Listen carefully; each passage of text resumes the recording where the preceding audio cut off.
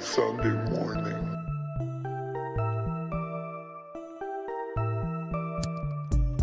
Good morning, Sunday morning.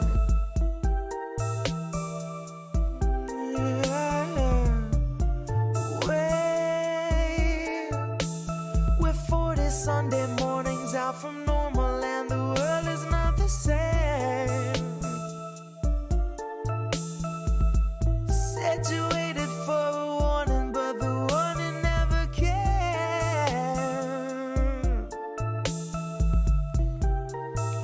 Don't shine a light in my face.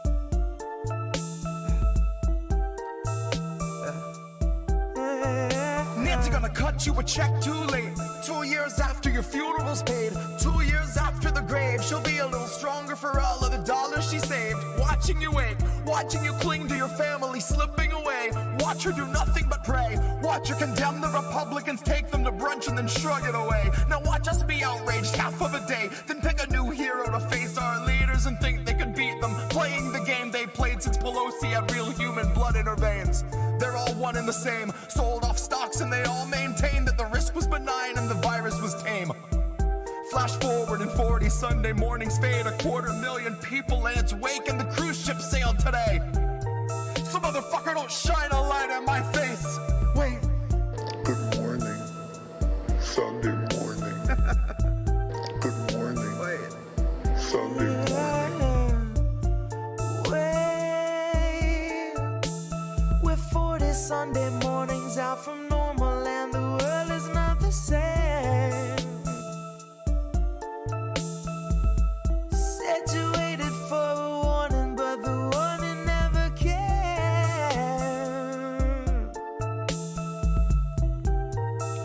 Don't shine a light in my face. Said you waited for a warning, but the warning never.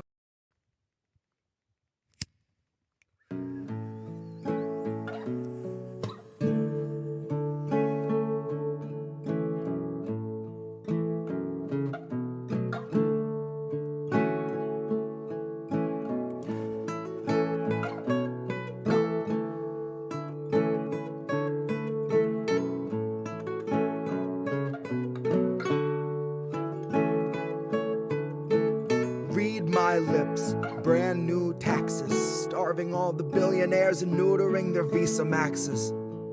Topple Congress off their axis, mobilize the homeless, give them axes, call it praxis. Chop a couple limbs off the legislative branches, we'll show you the difference between air as a human right and guaranteed oxygen access. Octogenarians who barely know what day it is are culling countless citizens while sitting on a dais made of ignorance that was built on the graves of the slaves made to labor for its self-declared significance. And all to build a Congress full of millionaires who make their fortunes insider trading while they shit on all the indigent. So I got a bone to pick with our leaders and I'll start with the ligaments. Pick right through the muscle, dig the marrow out and serve it to the unhoused millions living in their minivans or watching their belongings get evicted from their tenement. I have a dream where we breach the walls of Congress and just let them in. And what happens next will survive in only text, cause there won't be any evidence. There will only be that heavy kind of feeling that pervades a space where there has been a reckoning and you can feel its remnants. Let any man who enters seeking power know that those who came before him suffocated on their eminence. That there once was a seal on the wall, but we quartered it and scattered all the pieces that it might prevent its semblance. And so we end the great experiment. We'll take all your billions, leave you 2 coins for the ferryman. Leave you drifting on a Dutchman floating derelict among the wretched seraphim. For holy is the hand that wiped the land clean of those who pose as gentlemen. That's my time, honey, cue the thunderclap and strike the theremin. And so we end the great experiment. Give you 2 coins for the ferryman.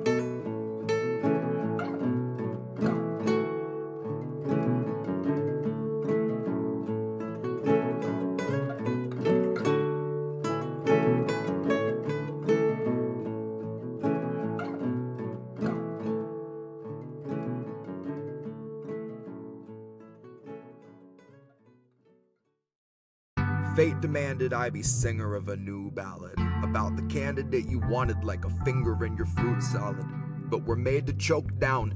And never mind he didn't have supporters on the ground. Never mind a website that gave volunteers the runaround, and a platform, a policy that followed Biden's lead and didn't make a fucking sound. And then he takes the crown. Now that's ascension into power by immaculate election, cause no one really wanted it and no one should have trusted it. But don't you try to question it, cause Joe is not a fan of questions, but Joe is a fan of pointing fingers right in people's faces. Or if they're not in public spaces, Joe will try to poke a finger everywhere I won't mention. Joe's soul is molded and beholden more to power than the list of fucking speakers at the DNC convention, who gave us all a show of keeping AOC at bay, just so everyone can say they tried to censor her dissension. But if you still believe the progressives we've elected give a shit if we're protected, there's a bridge I'd like to sell you in a parallel dimension. You know they're just tech savvier with media relations, propagandist Instagram and public obfuscation. Better suited to assure you that they're here to have a conversation. Better suited to assure you they aren't actively supporting your eviction and your slide into starvation. Better suited to assure you they can tweet about your needs and offer hope and motivation while you drift into the weeds, but they partnered with the moccasins and gators and the reeds. You damn sure get a portion of our meat. So, love me or leave me or mislead me to decree. Honey, you won't want to hear it, so I'll try to say it sweet. The squad are not your buddies, they are simply more discreet. The GOP will kill you on your feet. Dems and fake progressives do it in your sleep. Anyone can recognize a nation's needs and put it in a tweet. But coming from a leader in a seat of power really shows they know they're obsolete. GOP will kill you on your feet. Dems and fake progressives do it in your sleep. The squad are not your buddies, they are simply more discreet.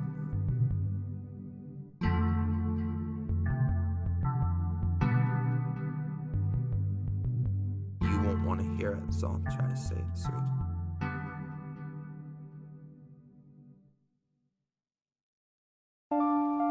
I guess this isn't such an awful place. Is that what you want me to say? You prove it's possible to sleep for days and to still think you're right here awake. The cost of living isn't much to make, but God, it's so hard to save. And when they told you everything was safe, were you safe?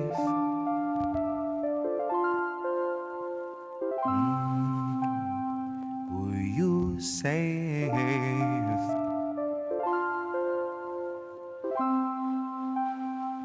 Were you safe?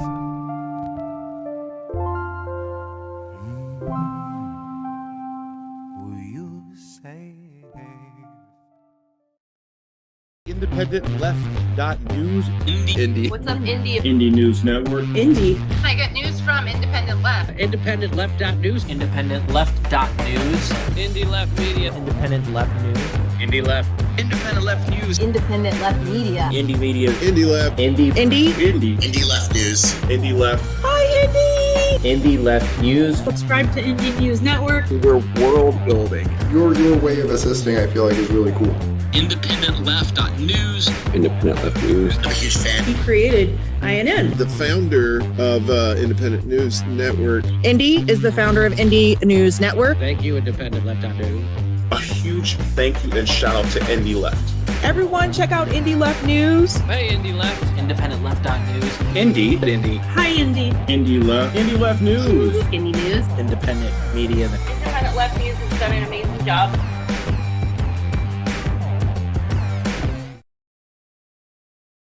We did it. We hit the buttons. We're here for another week. Oh my God, folks. Yay. Yay. We did it. Okay, let's move this up top. That looks better above your name on the vertical. Okay, cool. Hi, everybody. To the dozen or so people who are here, I love you, and I really appreciate you being on time, because that's awesome. We're hoping to have a third and a mystery guest this week, but we got a last minute postponement, so we're going to be doing that another time. But so it's just going to be the normal bird and reef, well, Indian reef now, or reef and Indy, or whatever the hell you want to call it. How do we miss that? I'm excited. I'm ready to do this. How you doing, man? I'm doing all right. How are you? You doing all right? Oh, it's been a week. Let's just say it's been a week. You know, we're ready to move on to whatever the next action is going to be, because we are moving past the rage against the war machine. This weekend there was the No to NATO, No to War rally in London, and I know Max Blumenthal was there, and they had a huge turnout. Richard Medhurst spoke, among tons of other people. We're going to get some footage from that, I'm guessing, probably next week, and there'll be a couple articles written up. So I'm excited about that. No Kana, Fred Edward. Yeah, definitely not bringing on our friend, or not really our friend, but, you know, Ro Kana's, yikes. Some people will go around with him and expose him for the clown that he actually is, and he decides he wants to go on shows and say the things that we know that they believe, but what they're not going to help us. And you know, sometimes he'll say the right thing, and sometimes he'll just serve us DNC platitudes, which is exactly what his position is, because he's a show. So, yeah, well, let me move this up a little bit now that your badge is there. So, welcome everybody, of course, to How Do We Miss That? How Do We Miss That is a podcast and live stream featuring articles written by independent journalists who expose corruption, cover the growing labor movement, and challenge establishment narratives and talking points. New episodes stream live Sunday nights, 10 p.m. Eastern, that's like now, on our YouTube, Rumble, Twitch, Rockfin, Substack, Facebook, Telegram channels. It's also streaming live on IndieLeft.news right now. The podcast usually published within a couple days. Lately, I've been getting it up like the same day or the next day. I'm co-host Indy. I'm the founder and editor of Indie Left News and Indie Media Today, Substack, as well as IndependentLeft.gg. That's the Discord, and IndependentLeft.shop. So we're going to talk about the shop, talk about some stuff there. And then this guy sitting next to me, that's Reef Breland. He is INN's technical director. He is the creator of INN News and one of the co-hosts, of course, with Colin, and Reefer After Dark as well when it runs. We were also on the show Due Dissidence this past week, and that was fun with Keaton and Russ. Russ was actually StreamYarding in from India, which was interesting to hear his perspective there. Both of us are co-founders of Indie News Network, INN, a collaborative family of independent content creators. Find all our channels on indienews.network. And all the stories that you're going to see today, well, were kind of included in the newsletter or somewhere on the Substack recently. There's just a fire hose of developing news all week long. We're going to have some fun this week also. So be sure to make sure to share this link. Like the stream, subscribe to our channel. You see it in the ticker at the bottom on all the platforms where you watch and listen. We're everywhere, as I said. Thank you to all our volunteers. And always a special thank you to Big Mad Crab. He drives us crazy. We love him to death. And he makes kick-ass thumbnails and does kick-ass creative stuff. And he did not disappoint again tonight. So let's get to our thumbnail. Our thumbnail has... check this out, a new logo, kind of. A new How Do We Miss That Show logo. A little bit updated. Crab did a little bit of magic and changed the neon around the sign and made it hang from the ceiling. So that's pretty cool. He also, by the way, did the shut the fuck up shitlib Joe icon, which I said we need to have some kind of branded thing for Joe, and sure enough, that's really cool. So let's get to Indie Main. Okay, here we go. Here's our thumbnail. Now you can see us around the world. Brandy and D, welcome. Rick, what's going on? Welcome. All right, we got our first story, which is the coal miners out there was a lot going on the last couple of weeks, and I hadn't even heard that the Warrior Met coal miner strike ended. This was the longest running strike in the United States. The guys in Alabama, I remember. Did you know what was happening? Well, many people didn't, but like these guys marched all the way from Alabama to Wall Street, like literally. And then they had their big protest and day on Wall Street. So Hamilton Nolan, who's one of the better writers out there in these times, the end of the Warrior Met strike and the utter failure of the Democratic imagination. Now, I like Hamilton a lot, but he is certainly an optimist for the Democratic Party, though he is also a realist. He is one of these people I feel that wants to see the Democratic Party do better, but also understands that they're probably not in a position to do better. And he's at least doing a fair post-mortem assessment to show, hey guys. So here's where we're at. After almost 2 years on the picket line, hundreds of mine workers of America, United Mine Workers of America, members who've been on strike at Warrior Met Coal in Alabama, have offered to go back to work. They still don't have the fair contract they sacrificed so much for. The negotiations are going to continue, but they didn't win this strike, and that's tragic. The company and its private equity owners bear the most direct responsibility for precipitating this heartless, inhuman struggle. But if you're looking for a meaningful place to focus your rage over the way that this strike has turned out, look directly at the Democratic Party. Why? Well, imagine hypothetically that we're living in a period of history in which inequality has soared for a half century, thanks in large part to the decline of unions and working class bargaining power, in which the American dream has been hollowed out, and decades of economic gains have flowed out almost exclusively to the rich. We know this. Thank you very much, Bernie Sanders, in which poorly designed free trade policies supported by Democrats have sucked middle America dry of once abundant blue-collar jobs.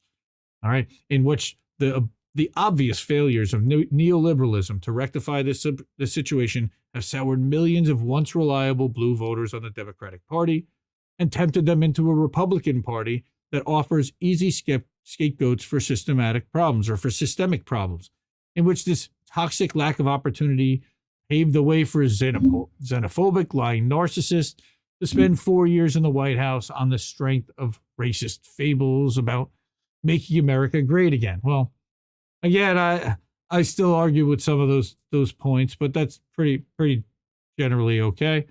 Imagine further that after those dark 4 years, Democrats were back in power, and that they had a leader who proclaimed himself the most pro-union president of our lifetimes.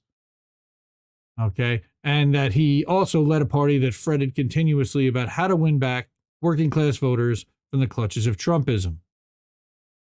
Okay, then imagine that there was a long-running strike by coal miners in Alabama who were fighting against the predations of ultra-insulated capitalist financiers who were accelerating the inequality crisis. And imagine that walkout became the longest major strike in America, dragging on well past the point when most people would have given up, with the strikers assaulted by oppressive police and court rulings. And yet, for month after month, these workers persevered, held the line, and sacrificed greatly in order to fight for dignity and the fundamental ability for working people to be treated fairly by the faceless forces of capital. I mean, right. I like the way this guy writes. It's flowery. It's the Dems lost a good one with this one, I'll tell you right now, because his writing fits in with exactly how they like to speak, but now it's being used against them, and I kind of like that. It's obvious to anyone with an ounce of imagination that this scenario represents more than a single local fight. It contains the potential to be a powerful symbol, not just a generic workers fight back photo op for politicians, but a very specific inspirational symbol of what the Democratic Party could and should be. See, again, he's a hopeful optimist about who the Democrats really are when we actually know what they really are.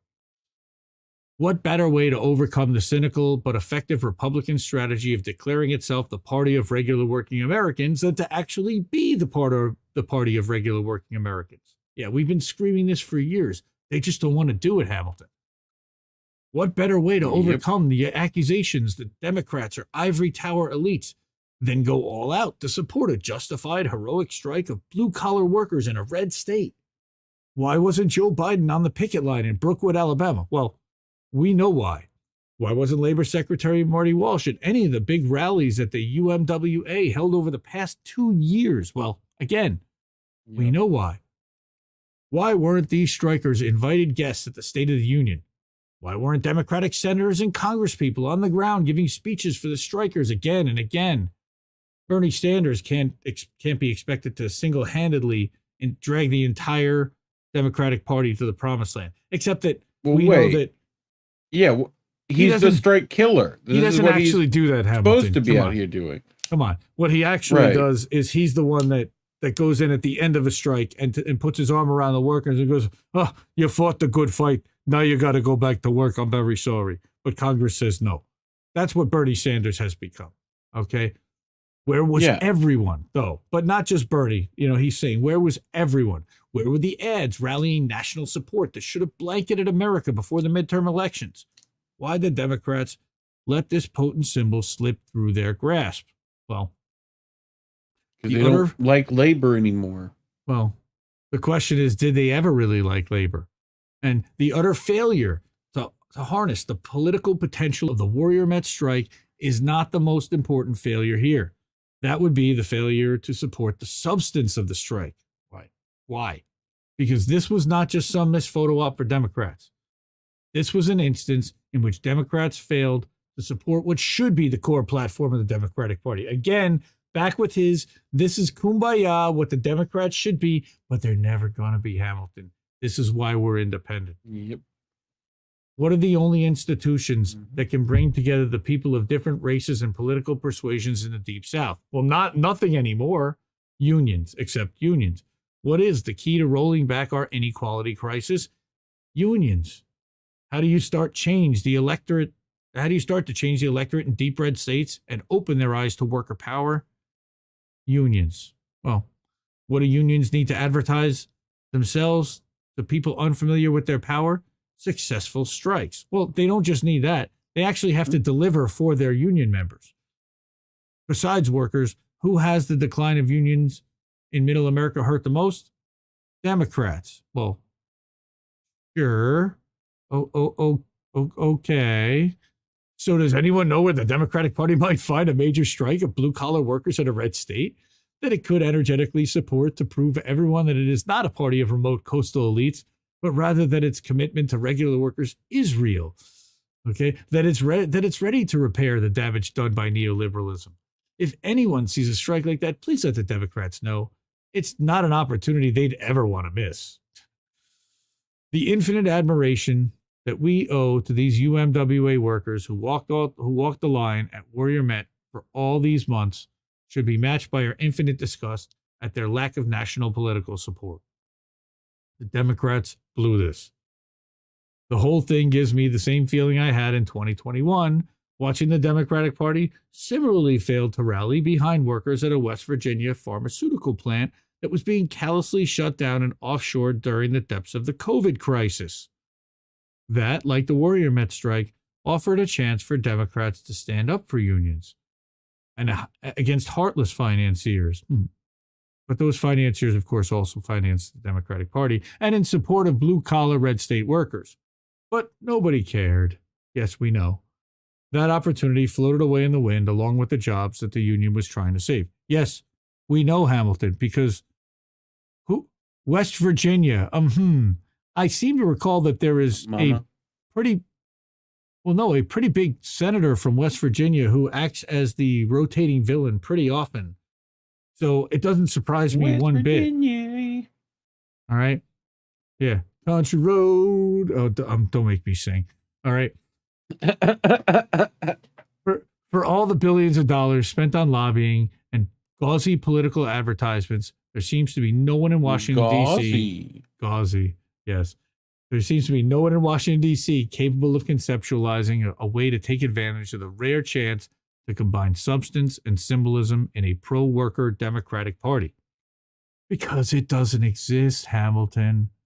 Political strategists seem content to cede red states to Republicans and thereby confirm for the working people living in these states that Their belief that Democrats don't really care about them is justified. Well, because it is.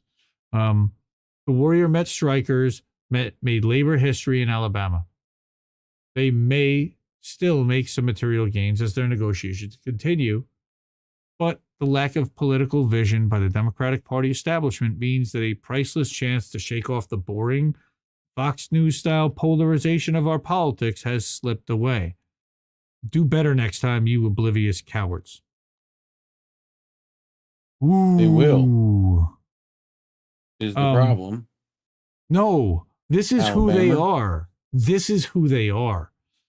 He does not want to recognize that. And he even acknowledged, oh, look, in 2021, they did that.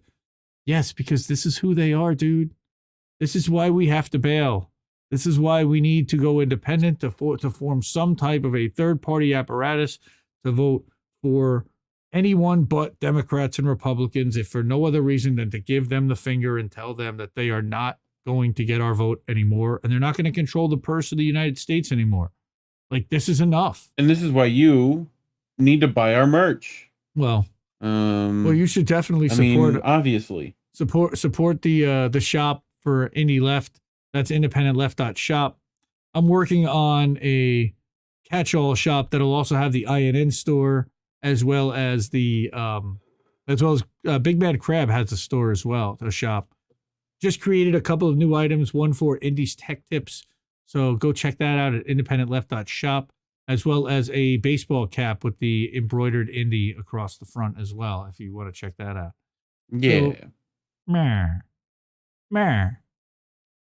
Rennie, Looks Fred good. Edward, Purple, no Joe. see.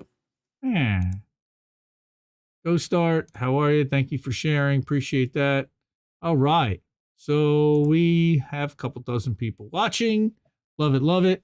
Oh, all right. So, Carpathian, has either of you ever been in a labor union? Good question. That's from the Rockfin. I have been to plenty of my mother's teachers' unions meetings over the years. I have. I'm currently not a member of a union and kind of wish that I was, because it would be helpful at the moment. Let's just say. My father ran one of the few strikes in his industry. I understand that there is a ton of corruption at the top of labor unions, and I am not a big fan of big labor as just like politics. As far as the Democratic Party supported labor union, we are much more in favor of workers owning means of production and moving toward worker co-ops. There you go. Labor unions to us are a step, because most people aren't ready for co-ops, and deciding who leads and exactly how that works in a co-op is still a question to a lot of people. But that's Carpathian over on the Rockfin, rockfin.com/IND Left News. We are also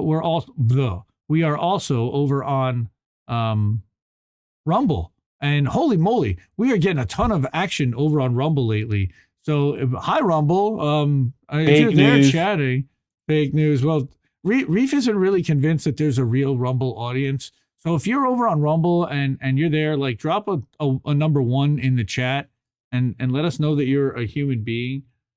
Say hi, and thank you so much for fake news. Oh, thank you, Donald. That's not cool. All right, so let's go back to our indie main. Thanks. Don't be rude.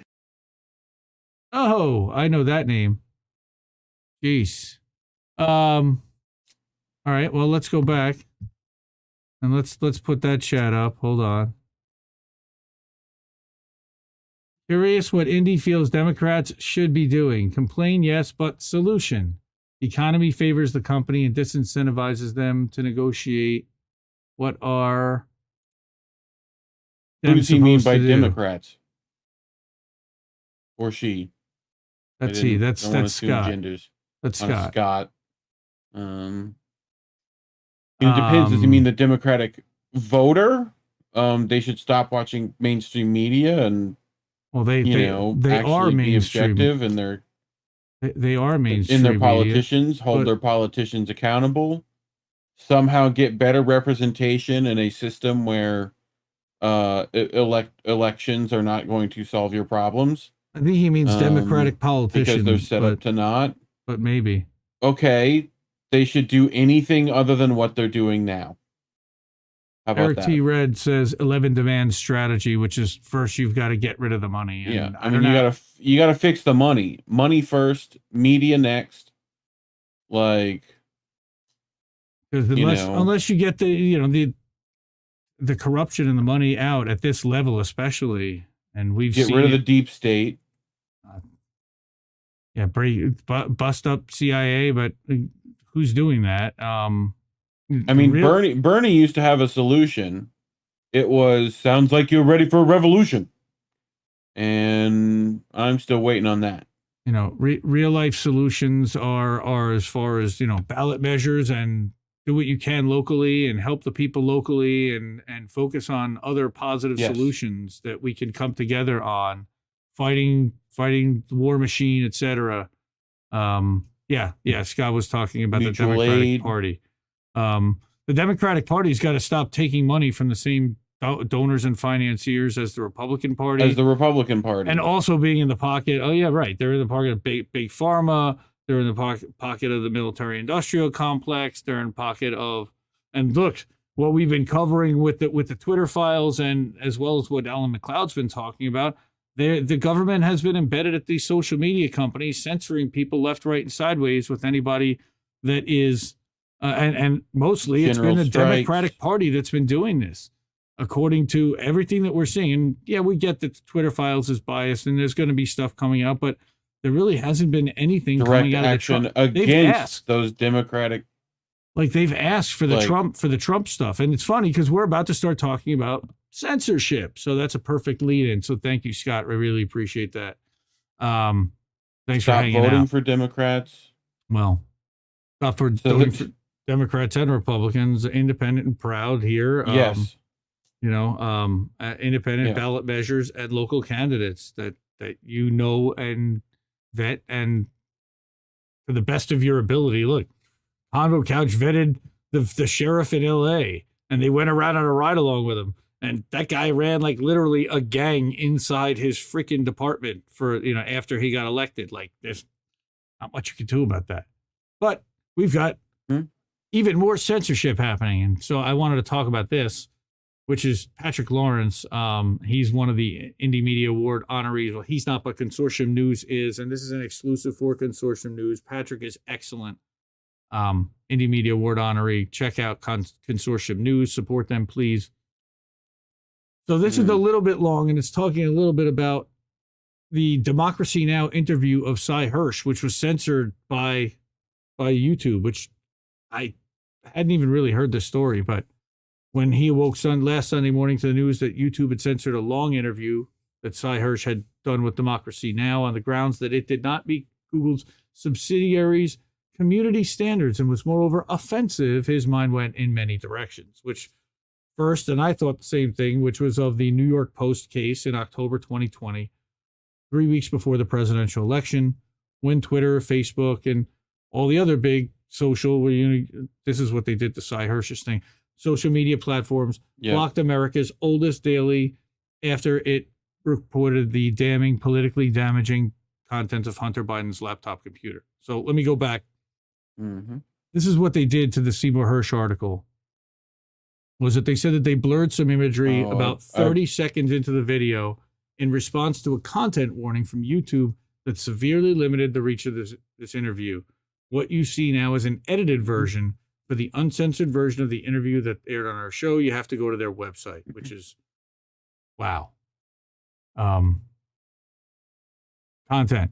Yeah, there's censorship. So I thought of what we now call the disinformation industry, right? I talked about this last Sunday with CJ Hopkins and all these diabolic organizations, Propernaut, NewsGuard, Hamilton 68 et al., right? That stocked with spooks, serving in staff positions and as advisors, dedicate themselves to discrediting dissenting writers and independent publications as conveyors of Russian propaganda.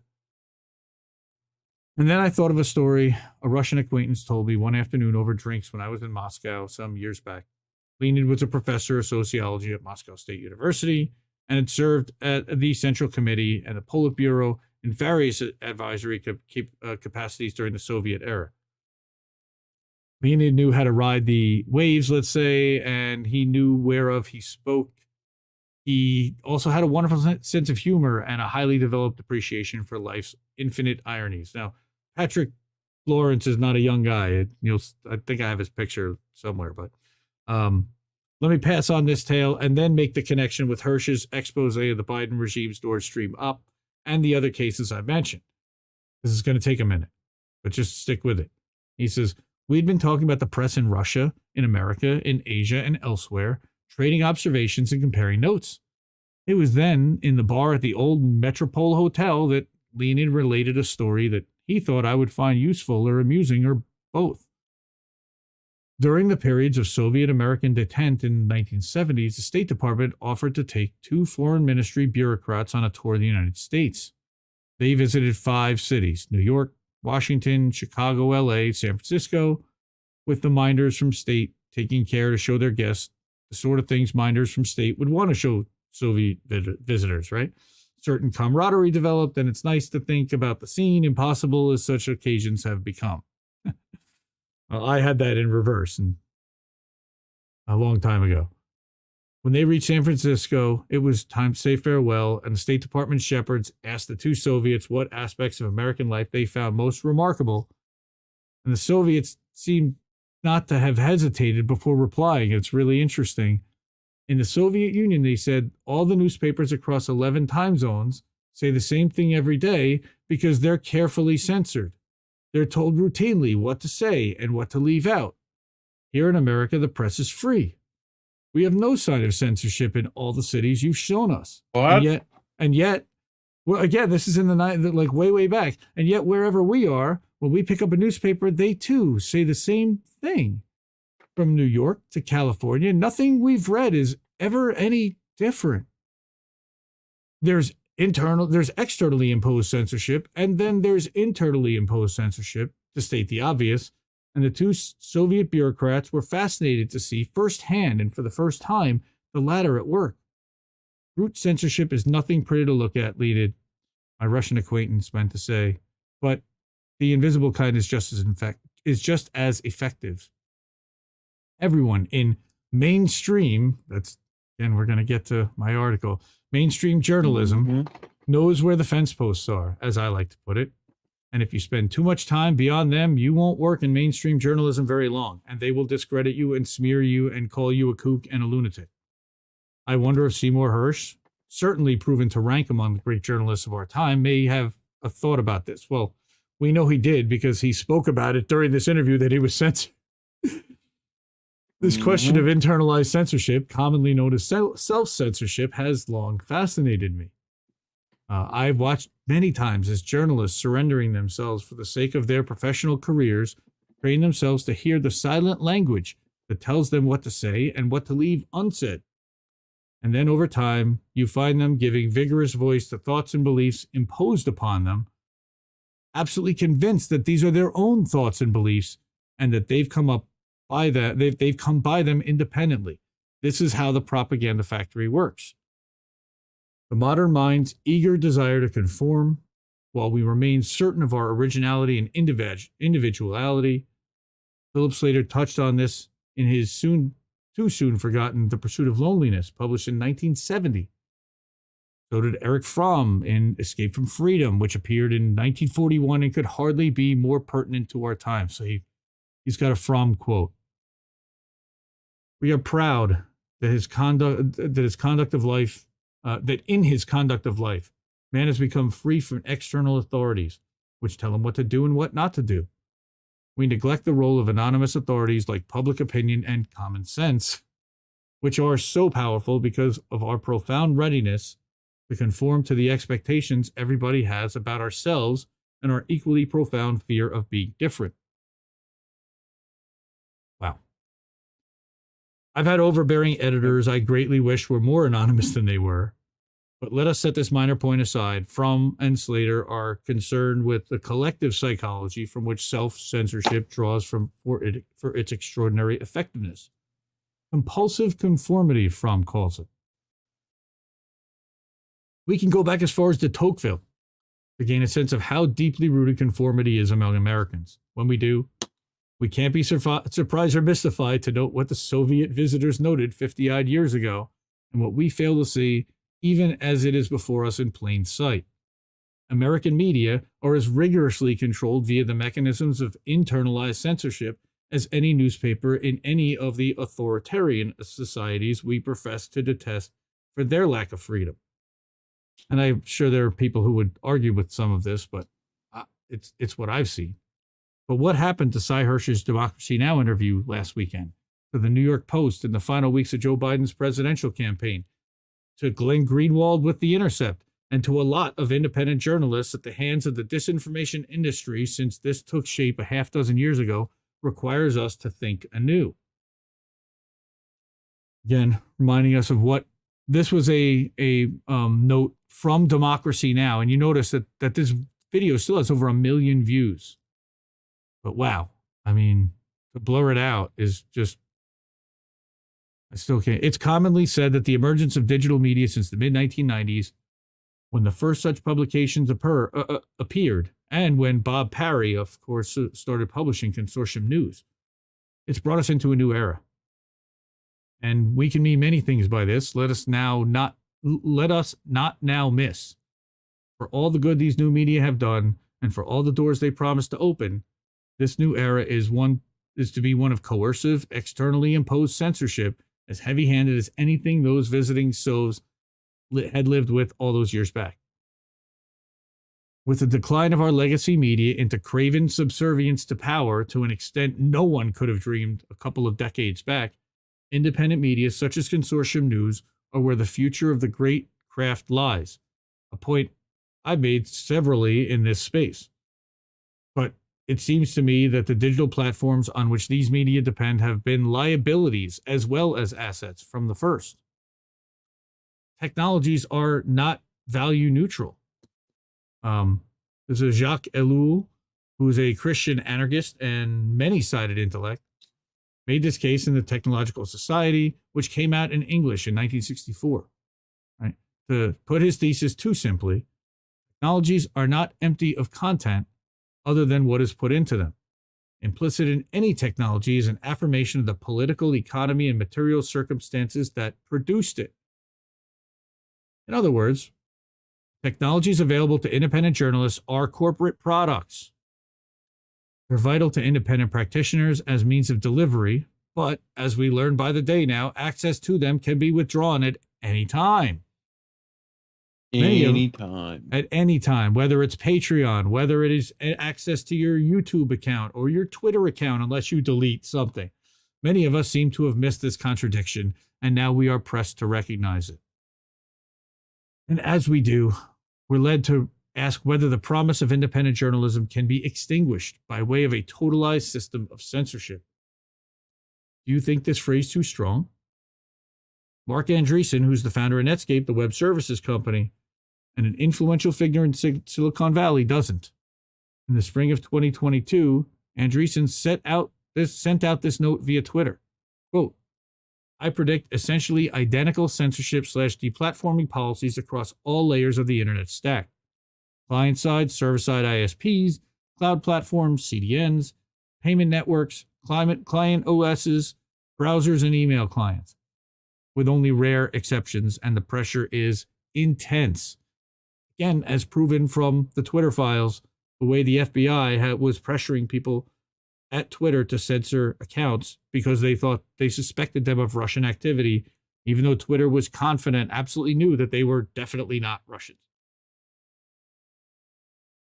He says, I do not know how far we are from the world Andreessen warns us of, but there is an argument that we are headed in is there an argument that we're headed in the direction of that he forecasts? I don't wish to diminish the importance of independent media. A point I hope is by now clear, but to turn these thoughts another way, it is one thing to bully, cancel, and otherwise suppress emergent publications, and greatly another to censor a legacy newspaper such as the New York Post and a journalist of Seymour Hersh's stature. His conclusion is that the game is getting rough and likely to get a lot rougher. Not surprising. We've been saying this, hunker down and platform everywhere. there is one other factor in the forcing that's forcing the pace of America's censorship regime that bears mentioning. And this concerns the larger context. By the time digital media began to find their place in the public discourse, the events of 2001 had forced the American imperium onto its back foot, and it has ever since assumed the hostile crouch of the wounded. As history teaches us, it is at this point that declining nations require the loyalty of all economic, political, industrial, and cultural institutions. Complete loyalty and uniformity. Accordingly, the line between the national security state and corporate media has not merely been blurred in the post-2001 era, it is now more or less eliminated, as documents such as the Twitter files make clear. Are we surprised? Well, we ought not to be. But the next question is, what are we to do as an era of totalized censorship appears to be upon us? Subscribing to the independent publication of your choice would be a conscientious start. Patreon.com/IND Left News, folks. Substack.com. Well, it's actually indiemediatoday.substack.com. And you can find all the links at indieleft.media.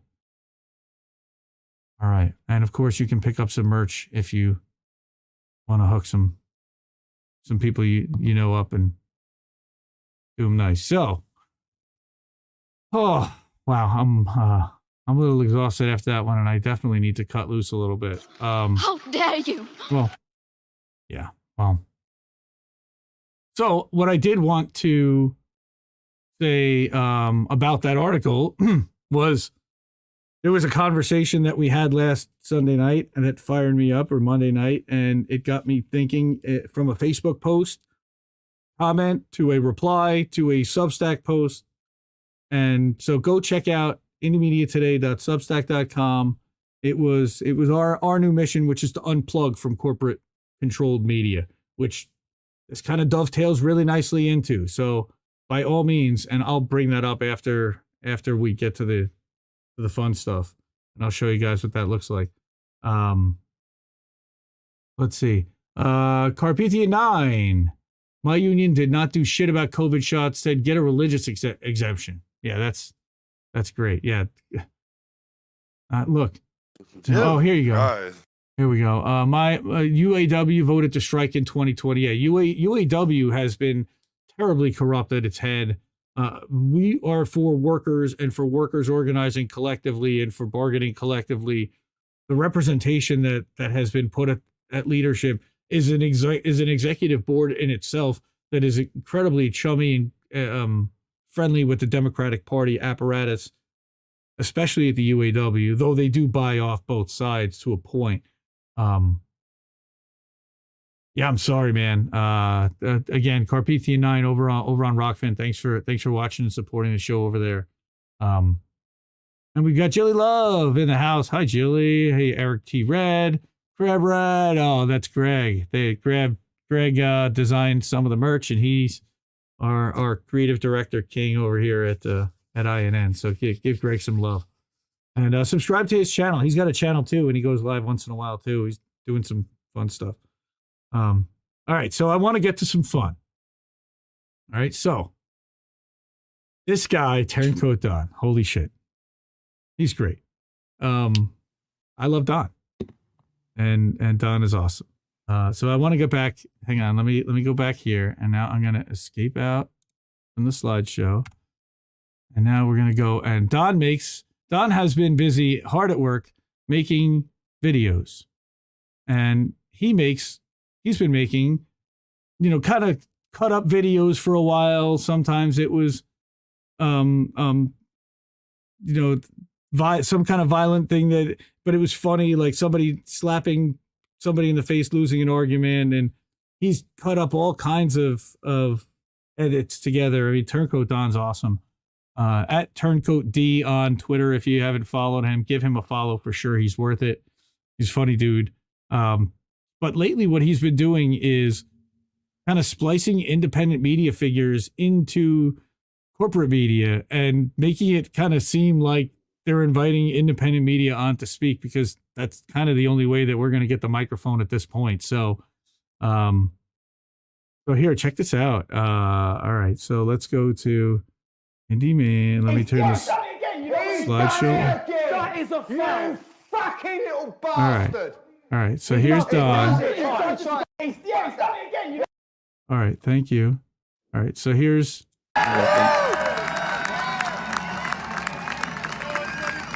This is Ari Melber listening to Jimmy Dore give a speech. And what's happening right here at this rally Man, is what actually MSNBC scares the doing hell out good of the these days, establishment. huh? Everybody from the left, everybody from the When right, that everybody happened? from the middle coming together to realize that we have more in common than divides us, and we share a common enemy. That enemy is the military-industrial complex and the oligarchy. The same oligarchy that did a controlled demolition of our economy, and then they want me to hate my neighbor Don't look at the for the Chiron pain I'm anyone. feeling because of that, because they wouldn't take a vaccine that didn't work the way they said it did in the first fucking place. Well, I'm not gonna hate my neighbor. I'm gonna love my neighbor. You meant Jimmy Dore. Because my neighbor is suffering under the same oligarchy that I'm suffering under, and he didn't cause it. The oligarchy did, and they don't want us to join together. And I have one message for the right and the left. If everybody on the right could just realize that not everybody on the left likes Nancy Pelosi and Chuck Schumer. We just want to end the wars and have health care that doesn't bankrupt us. That would go a Doing long both way. Dem and if everybody on the Republican. left could Jimmy just Dore, realize that pothead not everyone comedian. on the right is a white supremacist Trump or gun nut. They're just fucking gun nuts. I love you, love each other. Come together. I'll see you at the next anti-war rally. Stay together. I love it. I love it. So Don, that's great. So that's one.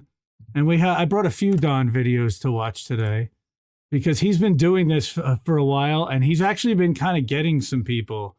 And this one I know got some people. So this was Max Blumenthal spliced into CNN, and this definitely got a couple of Democratic people and CNN fans really upset. An event that I consider to be one of the most important events of the past year. That's the Rage Against the War Machine rally this February 19th at the Lincoln Memorial. Yeah. Sunday, February 19th. Rage Against the War Machine. I'm going to be speaking there. And one of the things that I think threatens some of the people attacking this rally is that they can't be in charge of the entire thing and decide who to exclude, because they love to exclude people. Yes. They love to come up with a laundry list of boutique social issues that you have to sign on to, every single one, and there's no debate allowed, in order to participate in a rally about something else, which ostensibly is what your organization is supposed to revolve around, which is the war state.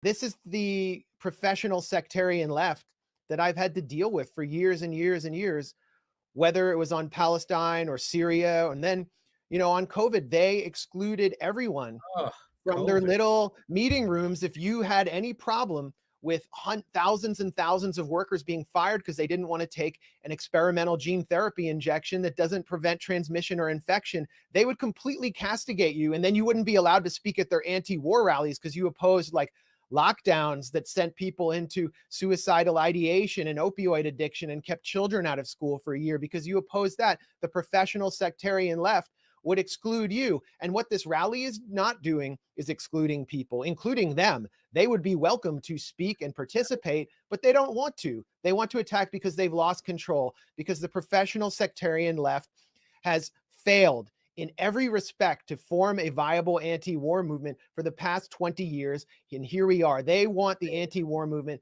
to be 100 people all wearing the same shirt with multiple advanced degrees who agree on all the same boutique social issues, who can fit in one room, and they control everyone and everything everyone says. And this rally has broken that model because it's just open. It's what you make of it. It's what anyone wants it to be. And so they are working to sabotage it. And I know from having worked with some of these people in the professional sectarian left that they destroy every institution that they become a part of. They burrow from within, they get in there. And then if you are trying to work for a greater goal within that institution and it doesn't follow their sectarian line, then they start to attack you from within and run campaigns against you. And then ultimately they try to destroy the whole organization unless you get them the hell out of there. And so every institution, every NGO, every media organization that they get in, they're a problem. And now they're becoming a problem within this when all we're trying to do is stop a nuclear war. Awesome. I mean, that's Max. Obviously CNN would never allow that to air on their airwaves. So Don taking a little bit of liberty and doing that up to let Max see what that would be like, to see what that would be like. Too funny. All Far right. more than liberalism, of course, we've got Glenn Greenwald. Or devotion to one of the two political parties has become could you the imagine main ideology of the media. It's Joy really Reid. driven instead by allegiance to status quo power and institutional authorities. Above all else, what the corporate media wants is the agenda of institutions of authority and major power centers to be preserved and protected and advanced.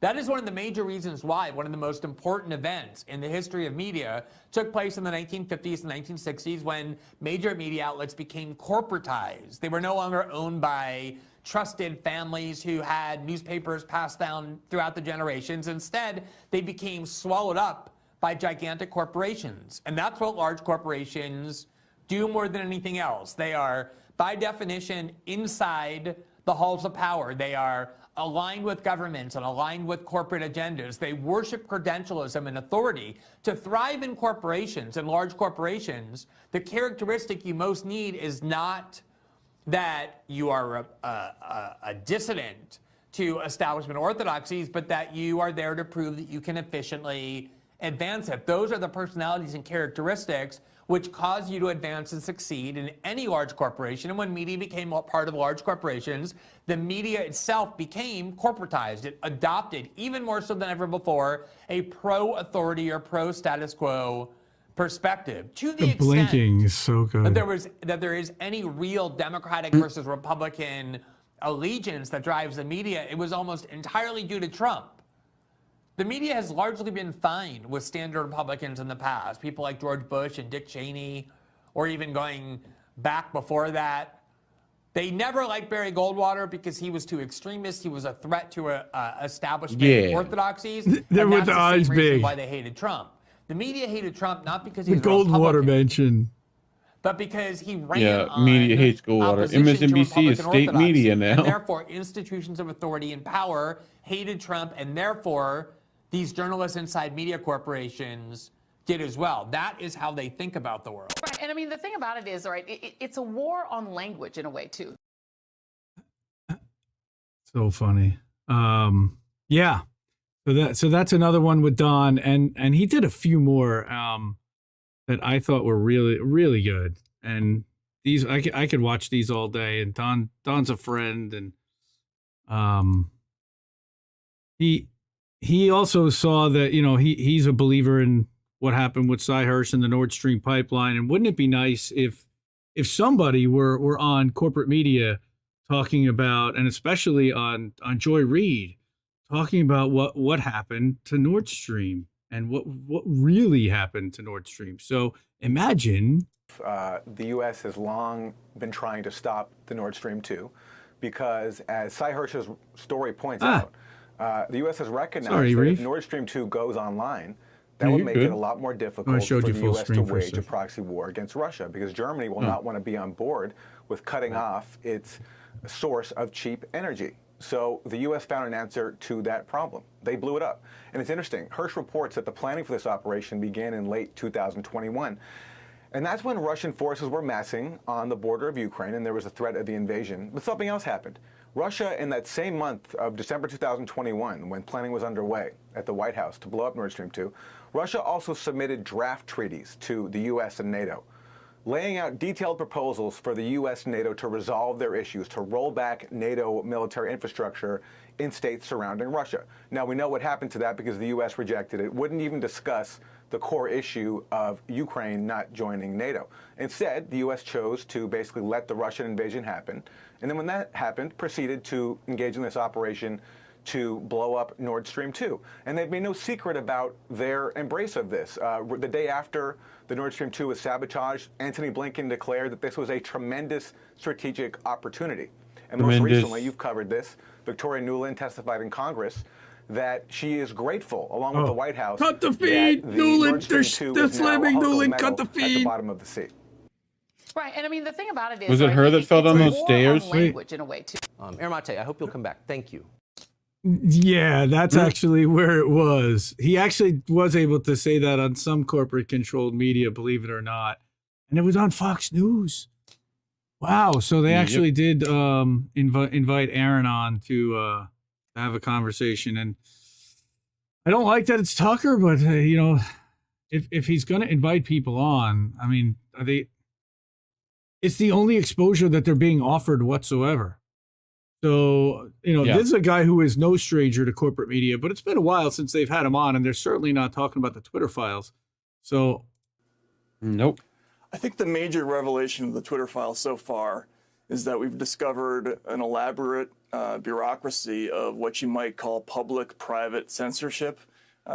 Basically, companies like Twitter had a system by which they received tens of thousands of requests for action on various accounts, typically through the DHS and the FBI, but these requests were coming from basically every agency in the government. We've seen them from the HHS, from the Treasury, from the DOD, even from the CIA, and they will send basically long lists of accounts in Excel spreadsheet files and ask for action on those accounts, and in many cases, Twitter is complying. Yeah, it's funny, as I was reading these tens of thousands of emails, we would put them into different buckets. So this might be a First Amendment particular issue over here. This might be a revolving door question over here. But then over here, we had a bucket called improper asks. And there you might see something like the FBI asking for user identification or IP addresses or handles, and in some cases, even things like geolocation of individual accounts. Now, the problem is we don't always see the other side of these transactions, but we can definitely see the government asking for these things. So these are things that they're not entitled to, usually without a subpoena or without a warrant, but they're asking for them anyway because they have a very close relationship with these companies. And in some cases, we're not talking about a few accounts, we're talking about thousands of accounts where they're asking for handles or IP addresses or other information. And that, I think, is very dangerous. Yeah. Again, very dangerous. Look where he was. No wonder. No wonder. No wonder. Okay, that is for the end. That's a scene. Oh God, I love Don. I didn't remember seeing that part. Okay, so that part, the no wonder. Anybody know? All right, who's old enough to know what that's from? No wonder. No wonder. No wonder. Anyone? All right, Reid is definitely not old enough to know what this movie was. Nope. Anyone? I'm going to give you a minute in the chat. If I do, I don't remember that, but drop it in the chat because I'm dying right now. The name C. Thomas Howell is all I can say. Oh my God! So that was the movie Soul Man, which was cringeworthy. Yeah, that's a terrible. Yeah, it's very bad. Cringeworthy, but terrible 80s racist, hilariously funny, but incredible. Think of what's the new Eddie Murphy movie with Jonah Hill, You People. It's basically that movie, except it's you people with college, effectively. Yes, blackface, exactly. Yeah. He decides to become a black person, and it's it's terrible in so many ways. Oh my word, it might be. It's bad. So, somebody said bad. Misty. Somebody said Misty on Joy Reid. Well, we've got to let Misty in here. No. For the people of East Palestine, it wouldn't. It would be more Let's not pretend that like Biden going there would change anything for the people of East Palestine. It wouldn't. It would be performative. However, as the president of the United States, when something as catastrophic as that happens in a town in this country, you show the fuck up. That's I don't know. That's a no-brainer. He should have been there like day one, next day, checking on these people, assuring them that he's got their back. I mean, I wouldn't believe them, but I'm talking from an optics perspective here. That's a no-brainer in politics. You show up, you make sure that they understand that you're there for them. You reassure them that, you're going to help. Help them get the answers that they think that they need or whatever. I mean, it took 10 days for Pete Buttigieg to even mention it. I mean, I don't think Biden mentioned it unless he was specifically asked about it. Like they didn't even talk about it. A small town in Ohio was like, there was a mushroom cloud. There's like chemicals all over the place. And they didn't even mention it. Like, oh no. But, and then when Pete Buttigieg was asked about it, he's like, yeah, well, I know that this one's getting a lot of attention, but there's like 1,000 trains doing it. Like it's no big deal. First of all, you're the transportation guy. If there's 1,000 train derailments, maybe you should do something about that. Second of all, this one's getting more attention because it's a big deal. Like she's just sitting there stunned. It's mind blowing. It is mind blowing how out of stunned touch into silence. Well, and I have to think that it's again, these are intentional. fakes. Like but they're great. You really can't be that dumb. They can't be this dumb. I mean, if I'm some chick in be that Ohio dumb, and I know Misty. this. Just the fact alone that Misty was wearing a WikiLeaks T-shirt, they would never allow that at MSNBC alone. All right. They might not even know what it is if they were. Now someone would have to tell them. Now, now, I don't know if you could. I could blow up this tweet, but what's that? But what's that Turncoat one underneath it? Turncoat Don, what? Oh, that's the dude running. Well, you can explain why. So Turncoat Don gave me the treatment. Yes, that was from Friday. All right. So of course Joe, who's now back on Twitter, STFU shitlib3. Please follow him. That's my brother. I love him. He actually sent me a message. He's got a new video he wants me to show. I'm like, dude, don't get me deplatformed, please. But let me see what you got. So he said, well, Turncoat and Indy are certainly 100% Russian sympathizer, anti-vax bigots, so full stop. Well, that's because those are messages. I did. In my appearance. What? In my appearance on, what? Thank you, on Erin Burnett. Rage against war. That's the key. We want to rage against war. Mm-hmm. There's going to be INN members there. Reid will be speaking. Hosta will be speaking. And a huge lineup of speakers is so impressive and crosses ideological lines. From Tulsi to Ron Paul to Chris Hedges, Max Blumenthal, so many people who I respect, some people who I don't like. And that's okay. I don't have to like everyone that shows up at a rally outside at the yes, you do. One of the memorials. Like, God. Don't hang out with them and don't talk to them. It's really not that hard. There's going to be plenty of people there to talk to. I mean, if you oppose this war, you're going to show up and forget the people that, you're going to ignore the people that you don't like and focus on the people that you do.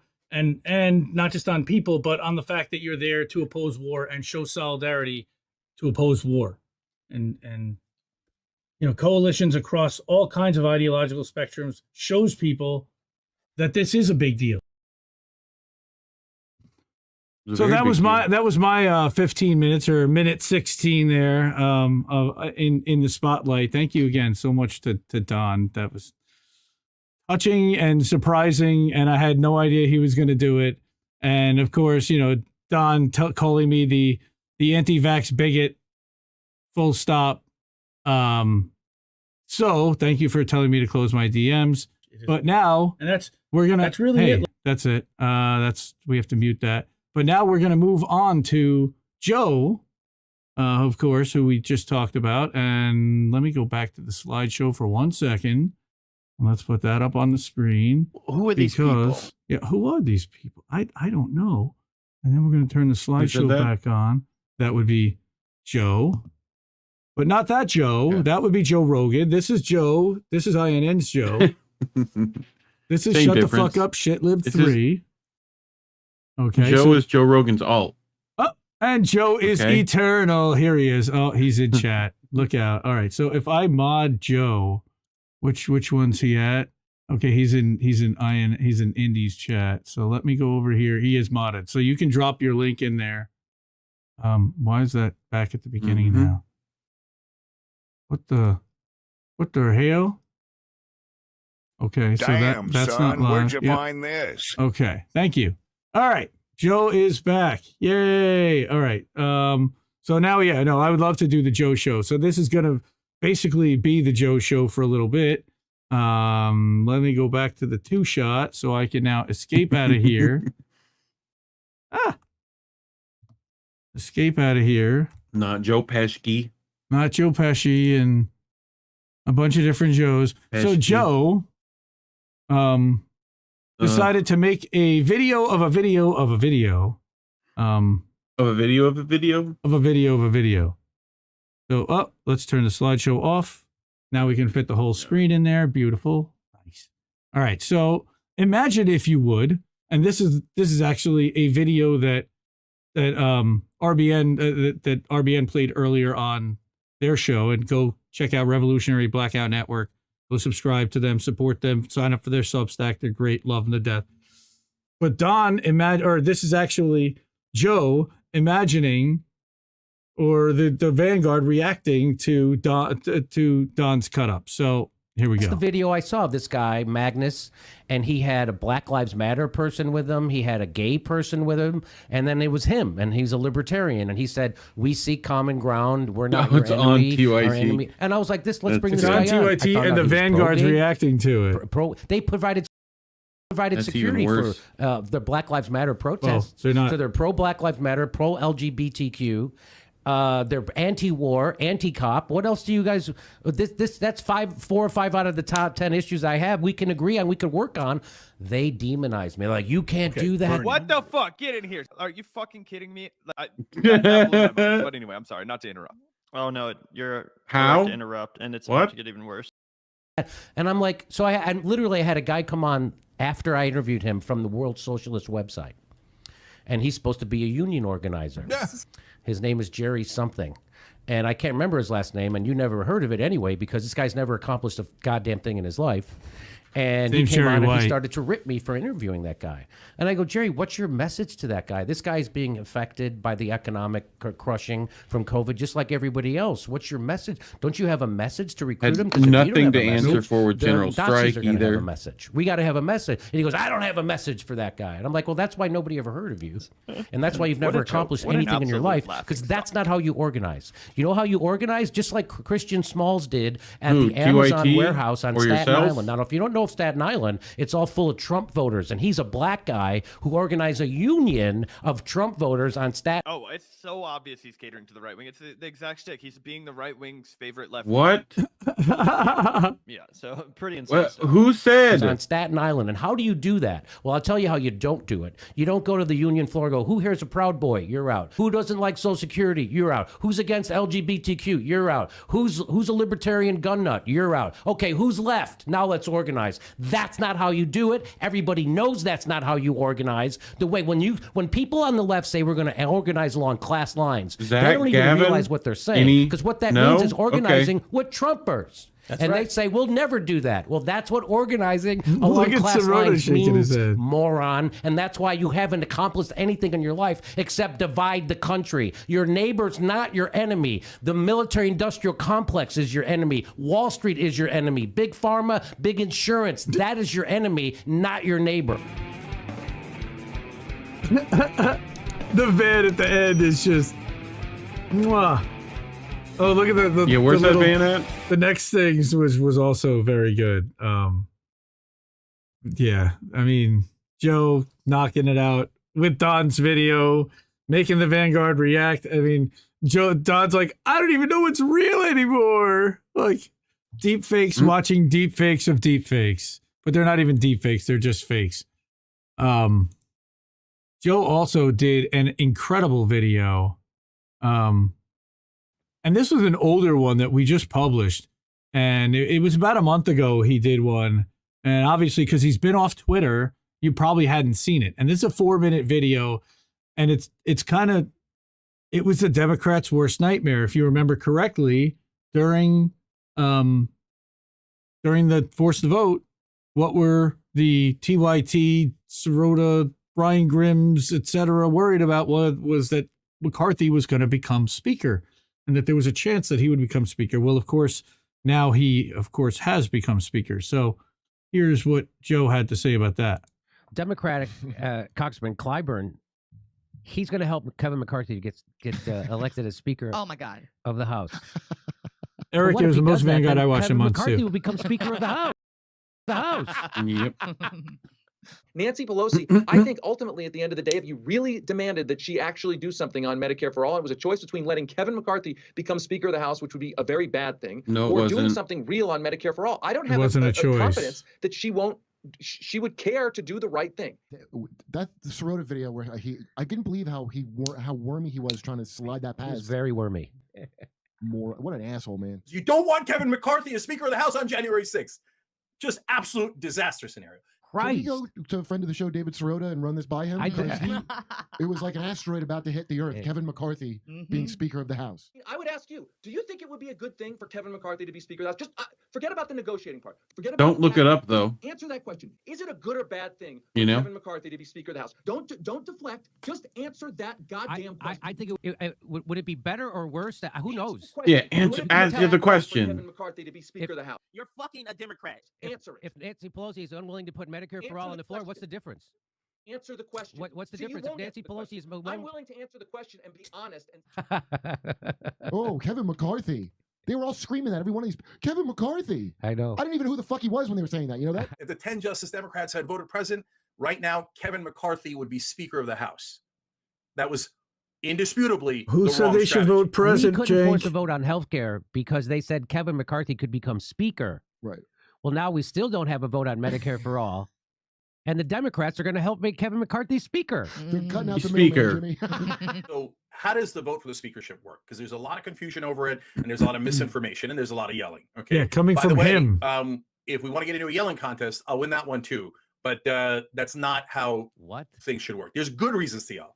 No. F No, I and know, F. because I've been here for 4 hours. Don't give me this. Where's the plane? No, but they told us that 4 hours ago. Is it actually coming? Is it actually coming? Because I literally heard it was coming from the hangar 3 hours ago. Everybody remembers this is Jank at the Remember when airport. you were afraid that McCarthy could become Speaker if we did something? Well, now we're going to make that dream come true. Oh, Dave Sirota, don't look up. Just weird, like, conflicts of interest. He happened to be married to a Democrat, and then there was one video I was watching when he was like, "Yeah, I know some Democrats," and I paused it. I paused it, Rome, and I was like, "What do you mean you know so many Democrats? You're fucking a Democrat." I've literally been working in this fucking business to try to get the Democrats to do a fucking thing for a quarter century of my life. That's how old I am. Okay, so the idea that I'm not How's that working a out? person who doesn't want, I'm a person who's just trying to get an establishment. I'm trying to get a job with Nancy Pelosi. I'm trying to get a job with the Democratic establishment. You're fucking a Democrat. That is a complete fucking joke. Well, just as a human being. As a human I being, don't you're know what the right misframing call this. is. Again, the question is a shit I'm sandwich being better than a honest. shit sandwich? Is that what you're saying? Is a shit sandwich better than a shit sandwich? This is not the argument. This is not the argument, David. You are framing the as a human being, you're framing the argument incorrectly. As a human being, you're framing the argument as a human being who needs Medicare for all. People who have just want their healthcare. As a human being, you're framing this incorrectly. As a human being, you're framing it incorrectly. Just so you know, the story is that you're not willing to risk. And I'm asking you, are you willing to risk Nancy Pelosi's speakership to get this done? Are you? Yeah, 100%, because another Okay. candidate can. So there you have it. Jim Clyburn is going to help that McCarthy become speaker. I bet Cenk Uygur must be thrilled. If you got a good plan, I swear to God, we're going to go guns blazing all together on it. Guys like David Sirota are gutless. They don't have fucking balls. He's a liar, an obfuscator, a defender of the establishment. You're fucking a Democrat. That's the kind of people telling you to still vote Democrat. Sirota is one of the most hardcore progressives. You need guys like that on your side. That's who David Sirota is. The guy doesn't have integrity. What an asshole, man. Oh, I used to stand with Sirota and love that dude, and man, he's just become. Fucking stop. Yeah, he won't fucking stop. He's been a hell of a disappointment, I must say. So this is a little bit more of a serious type of video that Joe made, and this is gonna probably be a little controversial. We'll see. Probably get this pulled off YouTube. You think? Should I run it? Maybe. It's already up on YouTube. Whatever. It's already on YouTube. I'm running it from our YouTube channel. So if it's off YouTube, then if it gets us pulled, it gets us pulled. But this is Joe put this together, and this was really, really good, really well done. About 5 minutes. And again, I think that you guys probably have missed a lot of this stuff because he's been off Twitter for months, since before Elon censored Shut the Fuck Up Shitlib 2 and at STFU Shitlib 3. Everybody follow Joe back on Twitter. Give him his... Justice! Now! Justice! Now! Hands up! Don't shoot! Hands up! Don't shoot! Hands up! Don't shoot!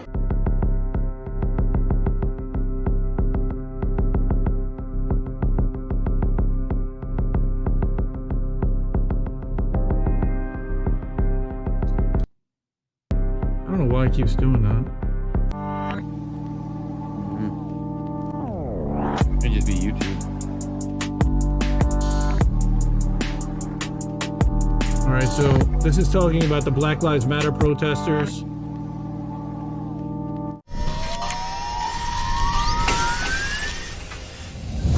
I'm probably going to go to jail for it, okay? Tomorrow, we need to go into the Capitol. Who's that guy? Into the Capitol. What? Huh.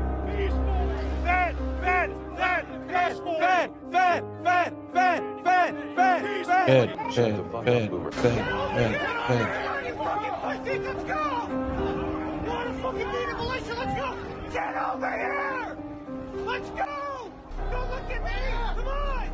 Come on, you're waving all these flags! Let's go! We should try to find out who is this person. The hearings are tonight, right? Will they talk about this? Who is that little cop waving people in? As soon as President Trump is finished speaking, we are going to the Capitol, where our problems are. It's that direction. Please spread the word. Shut the fuck up, Boomer. Oh, it's not some sort of op? Okay, then what is it? We are going to the Capitol. It's that direction. That's where our true problems lie. What's that dude's name again? We are going to the Capitol. Ray Epps. Capitol's in that direction. That's who it is. Joe said no. Shut the fuck up, Boomer.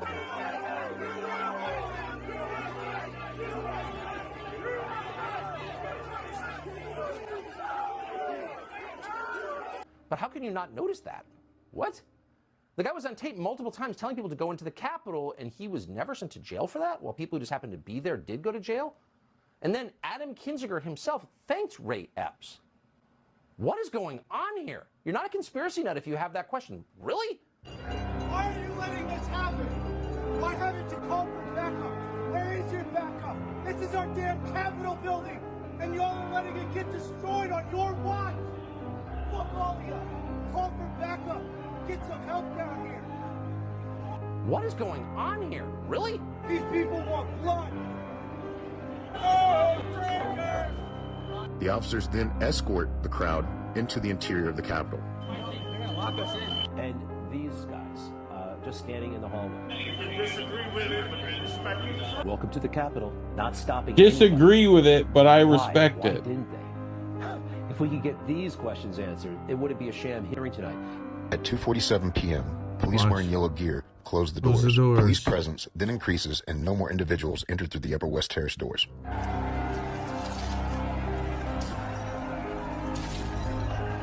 Do not go in there. Yeah, it's Falun Gong stuff, but hey, it's actual footage. Mm-hmm. That's a cop. That's a Fed 100%.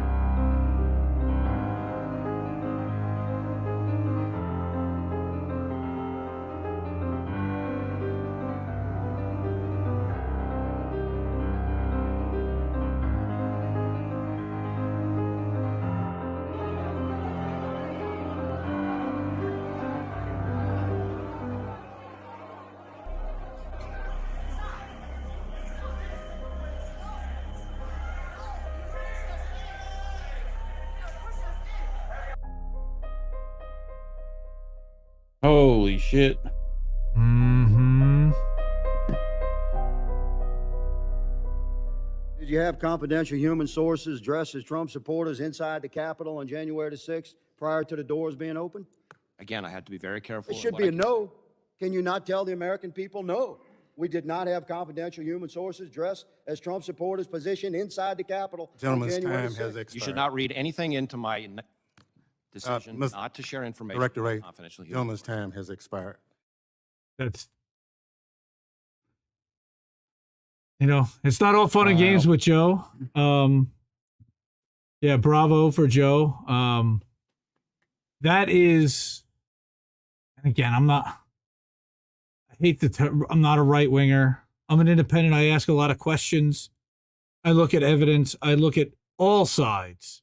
And I'm not going to dismiss one side because of their bias. Usually their bias leads them to expose stuff that people on the other side are trying to protect, like the Hunter Biden laptop, folks.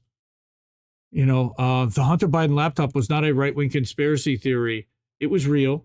It happened. Who was that? Who didn't someone leave particular publication for that? That would be Glenn Greenwald, left The Intercept. Yes. Who's the DC bureau chief of The Intercept? A guy named Ryan Grimm. No, Ryan Grimm. Oh, that's something like that. Autopilot. So, yeah, it's old yeah, that's a auto. really well done video, Joe. To ask a lot of the questions that at least sow a seed of doubt into whether this was a set up some type of controlled thing where it's kind of like, honestly, look, the FBI has been caught doing things like this multiple times where they will infiltrate and embed themselves into a movement.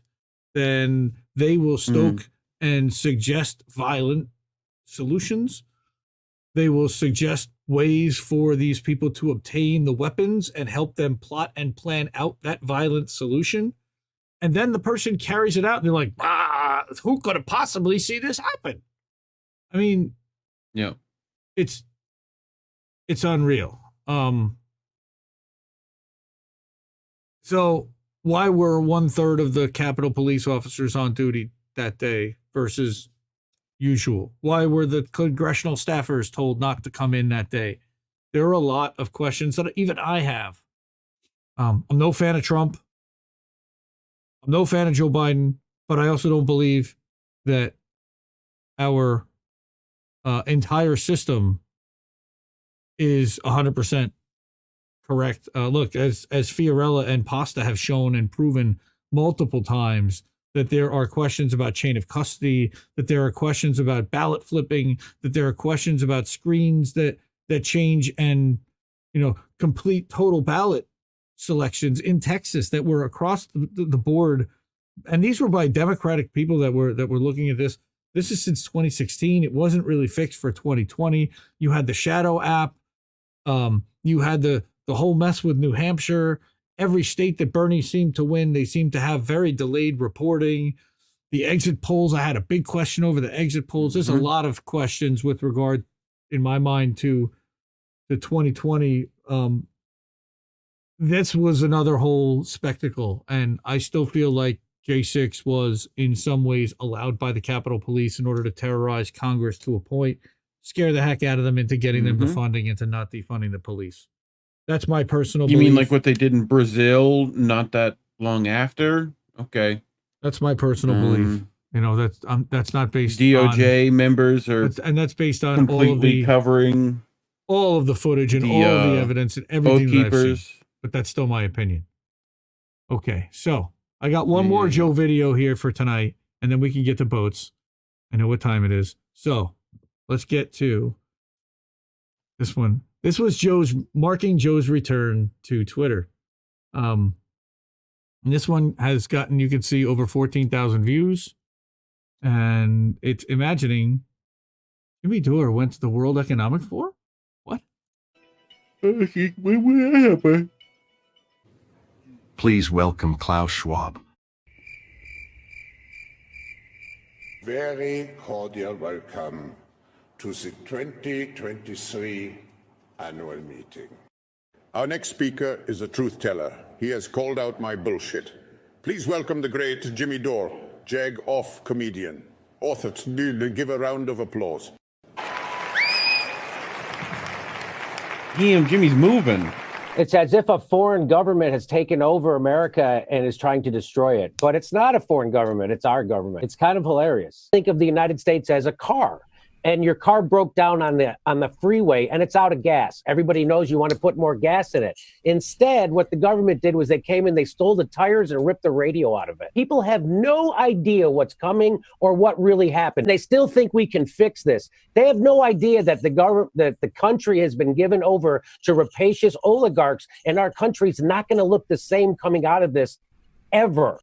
And the people who were supposed to do something about this and step on the brake pedal and sound the alarm did not do that.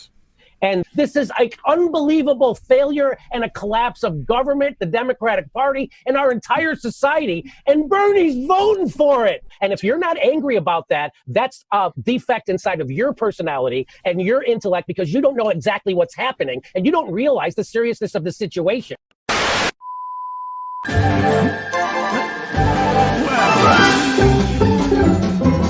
There were technical difficulties at the WEF broadcast. How about that?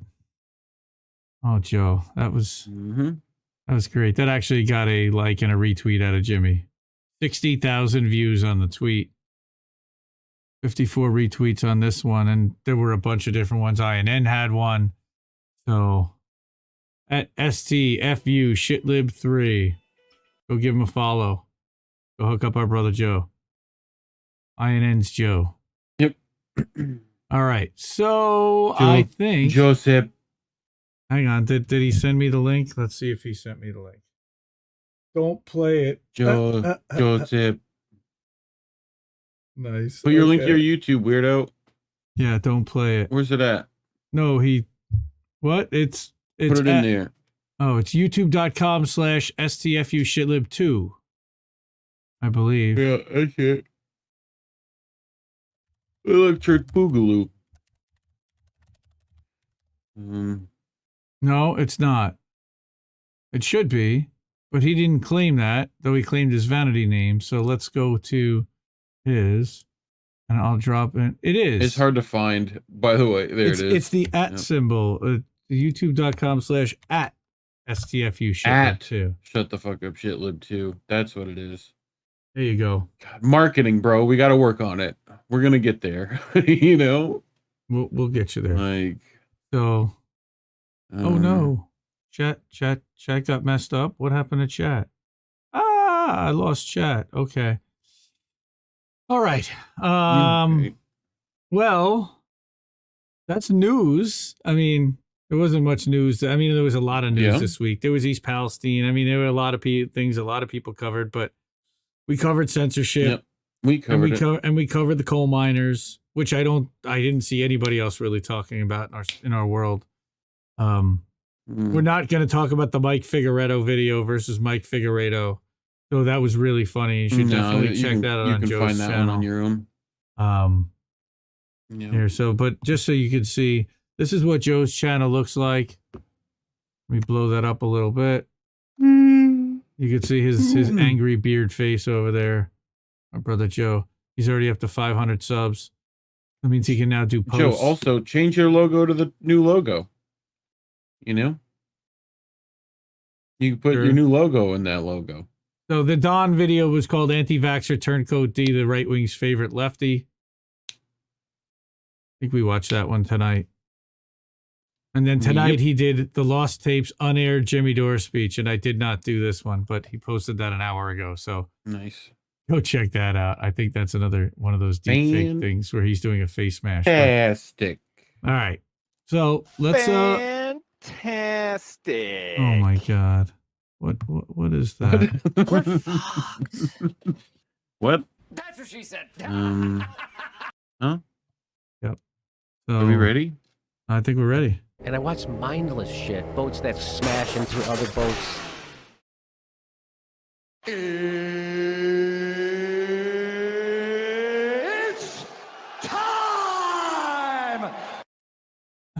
Ready for boats?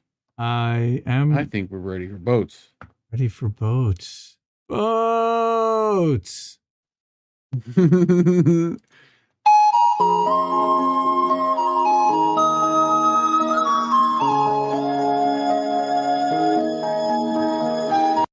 Just that.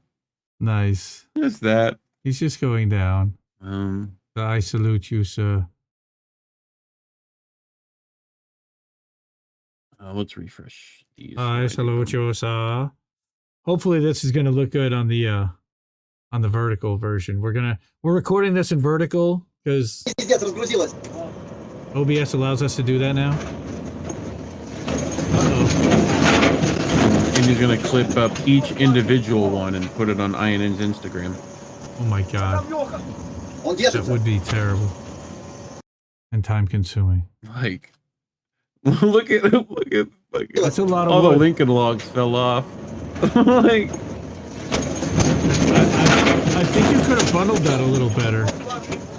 For fuck's sake, yeah. Oh, and there goes another one. Did you see the other one in the background get hit? Yeah, the other one. Yeah. No, that's a lot of damage. That is a lot of damage. What else we got? Oof. Do you have to smoke That's to be Bob. a Rasta? No, man. But in this time, I mean, like, for instance, you're reaching a sense where you're strong enough, can take a little smoke. So when all them car pass, although you live in the city, you don't hear it because you're thinking. Differently if you just live so. Then, you know what I mean, the whole world confused you and you're worried and you don't have no time to think. And herb is a thing that give you a little time for yourself so you can live, if you use it. What about alcohol? Alcohol make you drunk, man. It don't make you meditate. It just make you drunk. When you drink alcohol, you don't meditate. You're more get-headed. Herb is more a consciousness. So when you ask your dealer for consciousness, you know? Okay, we just got copyright claimed for sure. Did we? No, but I'm sure From we like did a video that. from like. Oh yeah, that was definitely like CBS or one of the networks, you know, interviewing Mike Wallace or one of those guys. Okay, Probably some Nardwar. What? What is? And what do you think goes in it? Oh no. Okay. Oh, it's a roach. It's literally a roach clip. Yep. Nice. Yay! So you need to do is figure out how to make this make fire. The little angler fish, like end. You know. Very nice though. Wu-Tang is forever, as well. Motherfuckers. So, look at this fucking bullshit, dude. Oh my. Like, no. Okay. Yeah. New York sour teas. Yeah. Bro. And New York haze. I gotta say. Yeah. Bruh. 9/11 pack. Oh god. Hey, New York haze and New York sour D. Wow. In a Tower H. Oh my lord. Nope. Yeah. You played yourself. Oh my god. Look at it. World of hash. Bask in the glory. Is that Keef and hash? That is just that's like is that moon a hash, rocks that a they're hash just dog? putting into hash. Yeah, that's like a hash blunt. Yes. Like a hot dog hash? Yes, Ricky.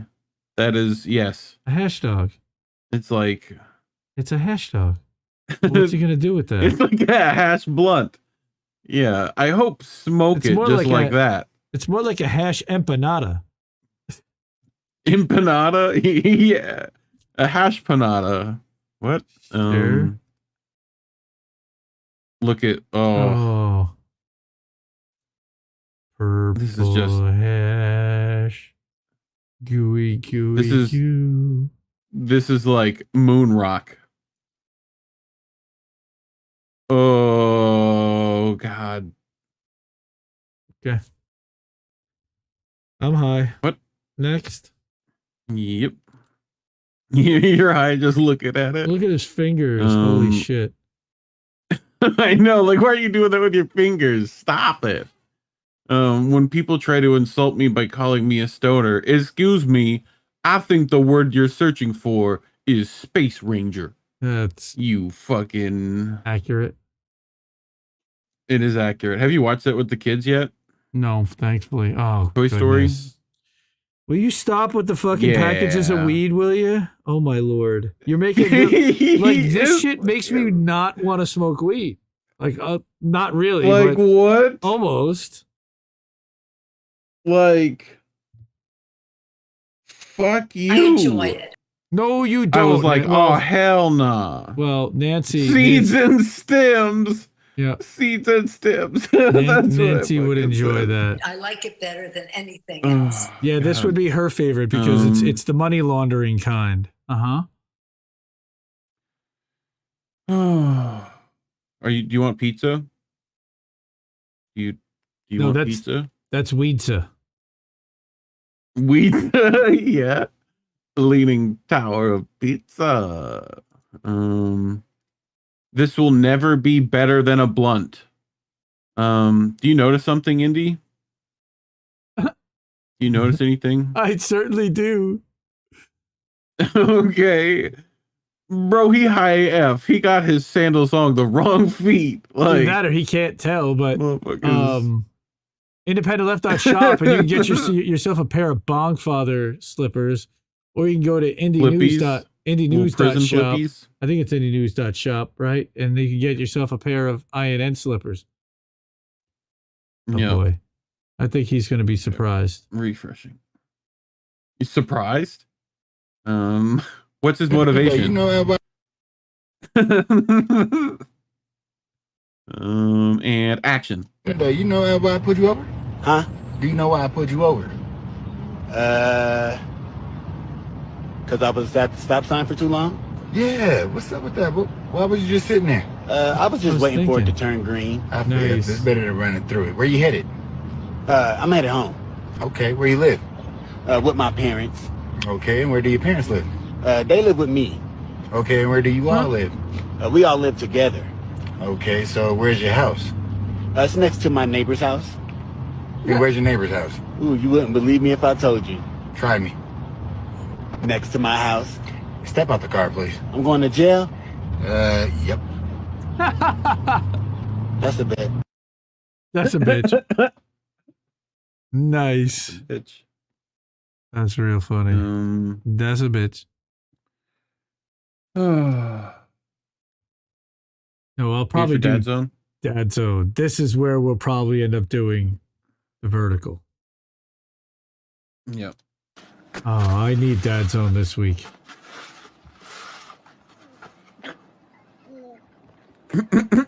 Just picks him right back up. Nope. Keep going, dude. Like, I love that. Yep.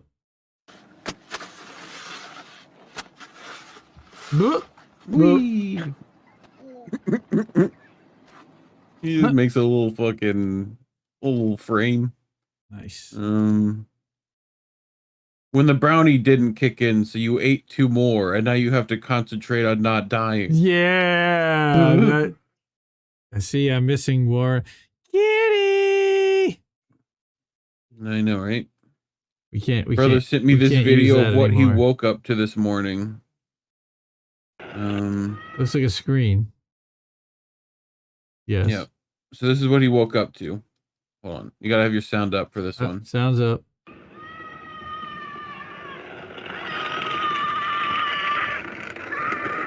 Just that. Like, can I get the zoom on it? There we go. You know? That's. If I had heard the crash and then that would have been funnier. Do you know this guy?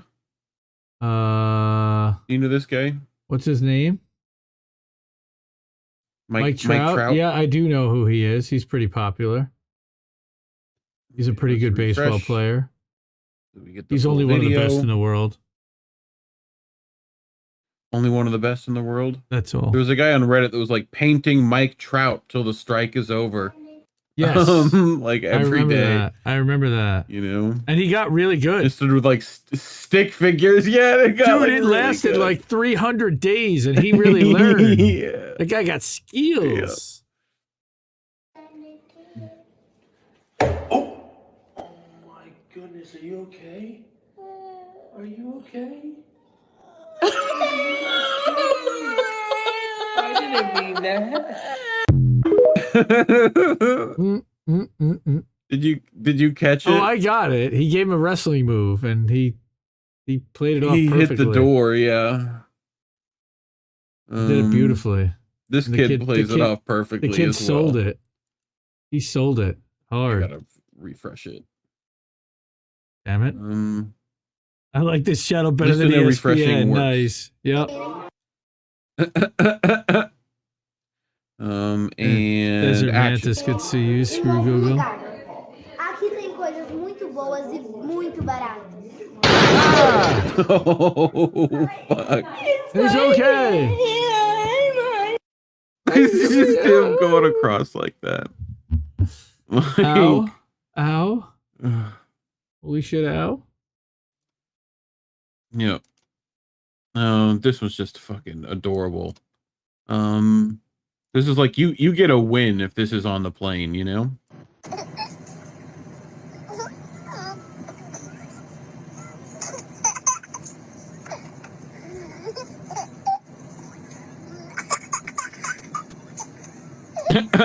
The giggly kid? Yeah. He's probably watching boats. I've definitely you know? had the giggly kid before. Yeah.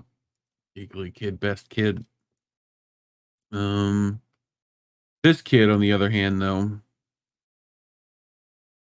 Hey Hadley. Yeah. Do you want to tell me why we got pulled over? Yeah. What happened? Go ahead, tell me. I threw something out the window. What So was you're it? gonna pay for this ticket, right? Yeah. Okay, we don't throw things out. What was it? I want to know what it was. You wanted to know what it was? I It was a definitely want to grenade. know what it was. To get him pulled over by the cops? Damn. Desert Mantis, I also dislike the kids, the seat kicking kid, but the seat kicking adult behind you, the one whose knees are constantly in the seat. Oh man, that makes me crazy. All right, here you go. When you think your sister's bottle has regular milk. That has boob juice in it. I know that. Yes, it does. What? Fucking. What? Boob juice. She called it boob juice. Oh god, this one is fucking. Have you gotten one of these yet? No. The jumping gifts the with the Jack in the stuff in it. Box? Mm-hmm. Oh my word. No, we have not gotten one of those. Oh my They're God. butterflies, buddy. That freaked out Terrified. the They baby. now have a phobia of butterflies. Oh my god, I love this fucking subreddit. You ready? See if you caught the moment he knew he fucked up. Okay? Okay.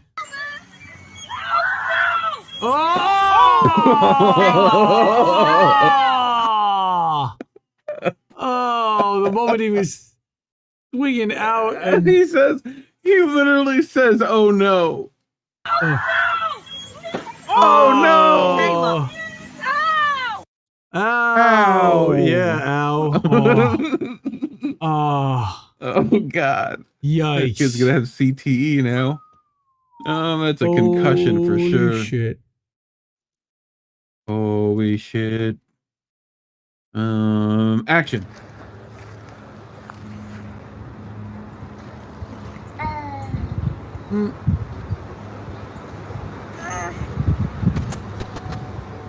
Dirt in the mouth. Oh.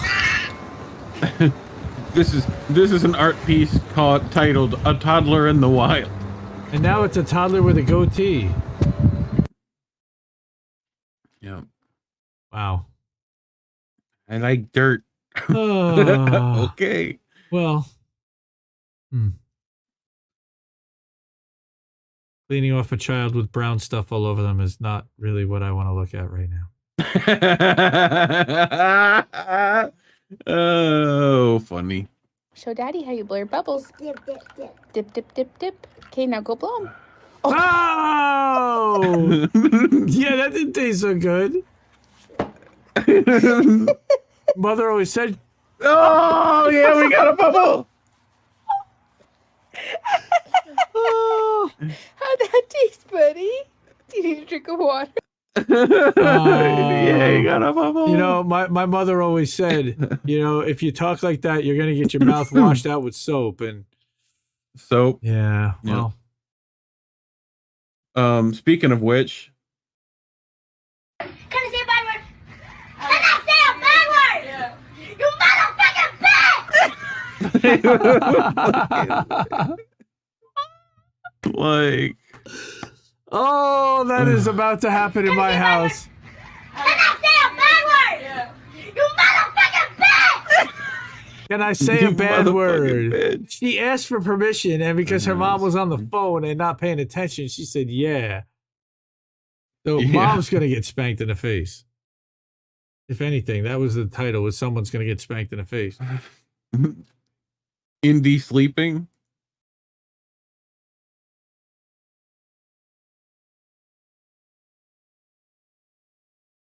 Wake up. Wake up. Oh, look. Wake up. She's got good form. She's almost got him in a sleeper. Is this supposed to be sound? Yeah, I know, right? Gotta catch a darce real quick. No, there's no sound.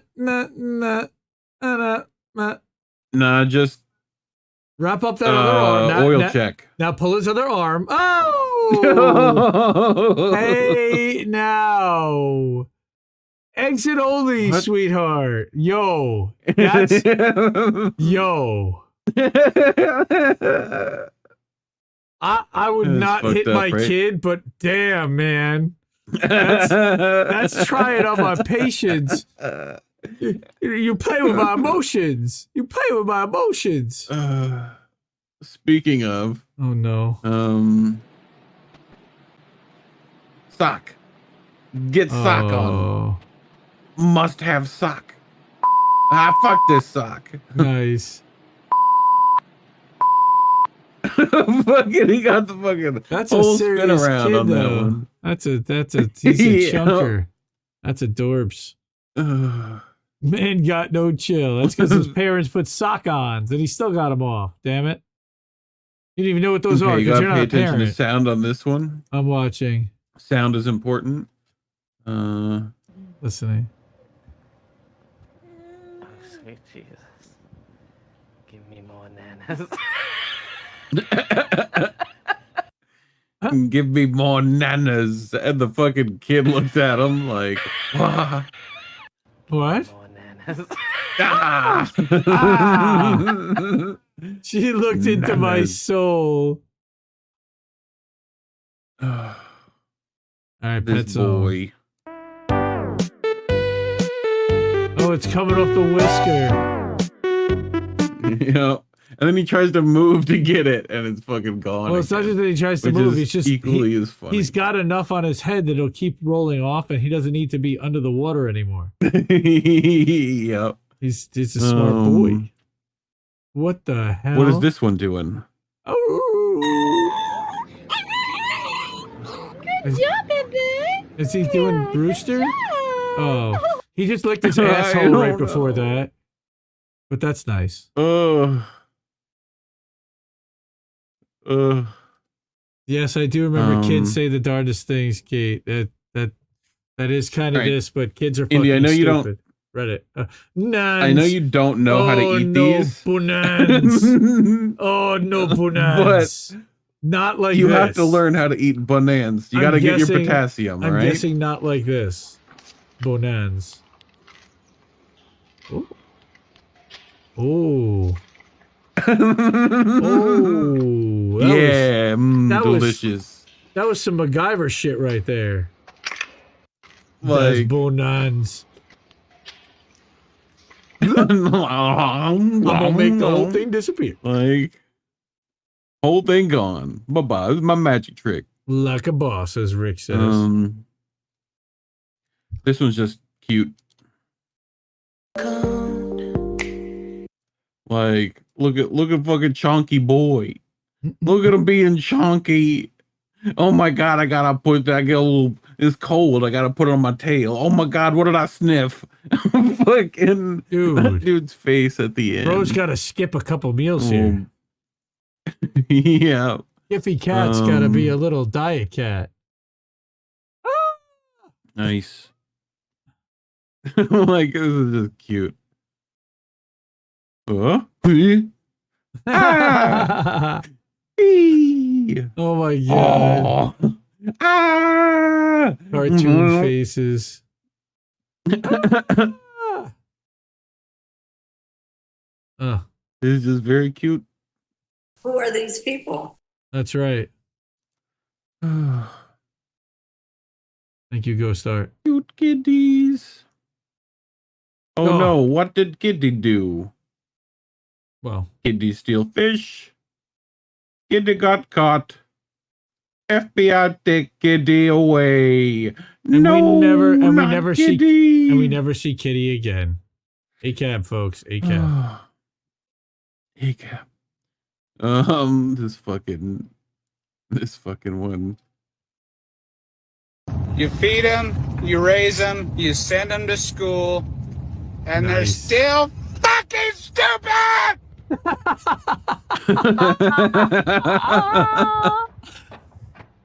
fuck is she going? The fuck is she going? That's a cow on the roof. That was a cow on the roof. Yep. There's a cow on the roof.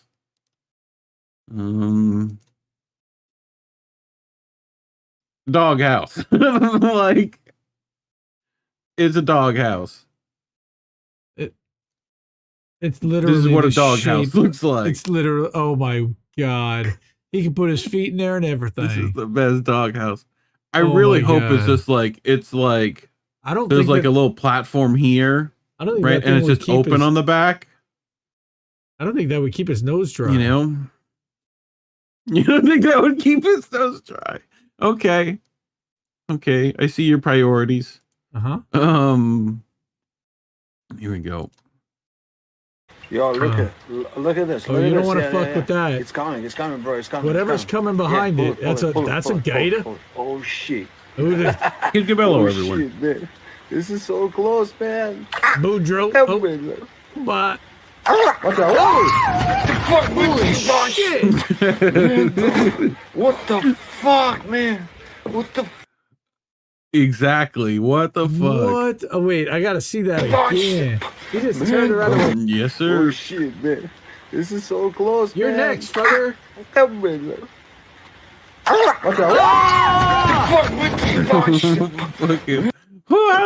How do you keep him out of the boat? That's what I want to know. He lunged. Yeah. How did he keep him out of? Did he punch him in the face? Punch him in the face, Ed. Punch him in the face, Ed. Which was this? I have so many questions, is what this one's called.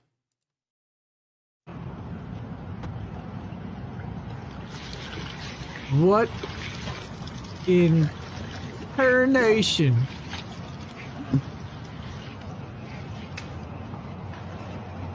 Riddle me this, Batman. Is that the GIMP?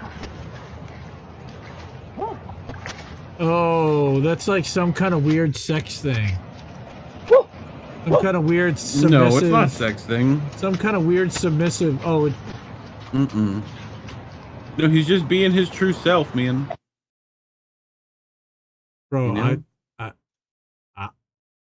don't even know what to do with that. Honestly, like You don't even know what even is that. Stunned into silence. Well, what?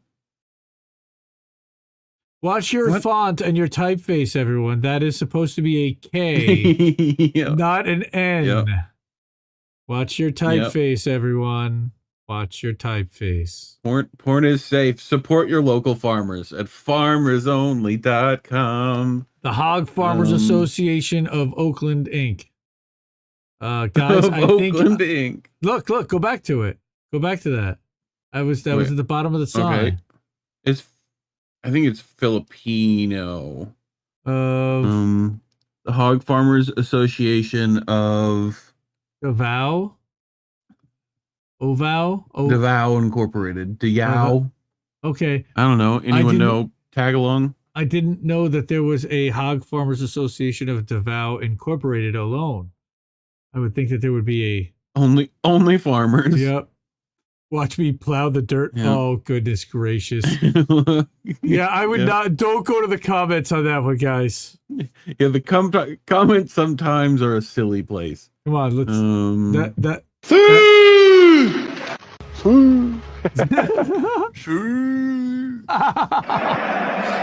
Muchas gracias, afición. Este para vosotros.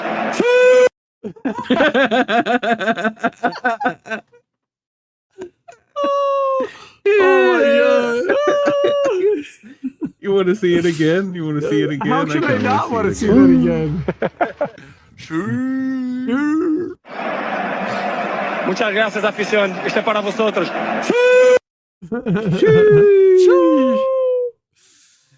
Oh my goodness. Oh, this one. This one's amazing. People probably have seen this one. But, you know, we got to support our boys in blue, you know? Oh! Fuck.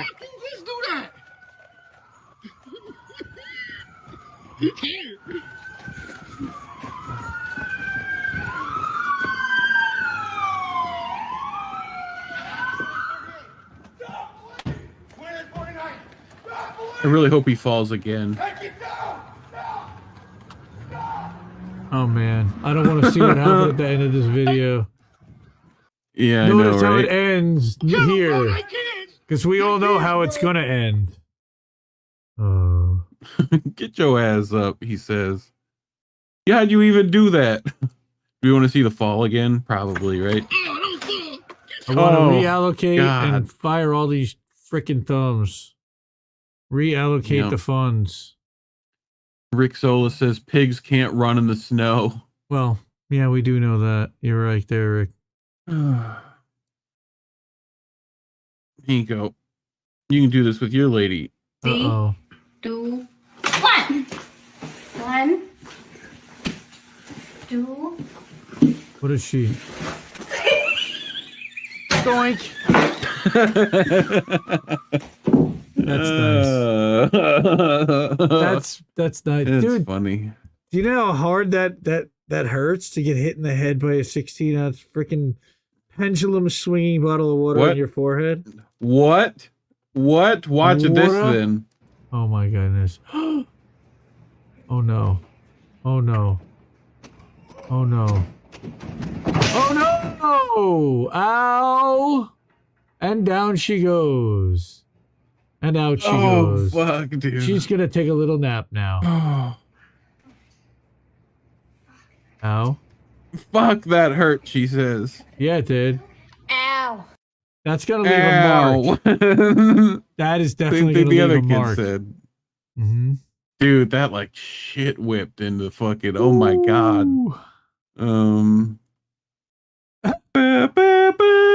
Nice. He turned his so cast good. into Thanos. I love that so much. Amazing. This is the best video I've ever seen. Like I said before, you want to get up here like this and start with your arm up. Don't reach like this. Just want to put your arm up to like mine's 15, all right? And then what you want to do is you get one step. So you want to move back far enough, you can get that one step. See the form? Yep. Okay. You're gonna get like this. All right. Oh When you no. go, you can get into this location here, and then you're gonna explode up just like that. All right. So I'm gonna show you how to do that. Oh no. Oh, I see face going in the wall. Any day. So He didn't even get off the fucking floor, dude. Like, Wow. he had the best form though. All the momentum. The form in the was world. amazing. He like Can you literally pause pulled Can the you momentum. pause it when he's midair? Thank you. Yeah, I can't. He's got about He's a like an 1 inch inch vertical. off the ground. About a 1 inch vertical. That is impressive. He definitely pulled it. Like he was like, you got 16. So You got when you 16. do this, you really want to extend so you get that height. All right. But hey, you really want to extend. don't people with you want to extend. aren't Sorry. taller people? Triple extension. What the fuck is that? Anyway. What the fuck is that? Oh. Wanted to surprise the wife. It's called black ice, folks. Oh!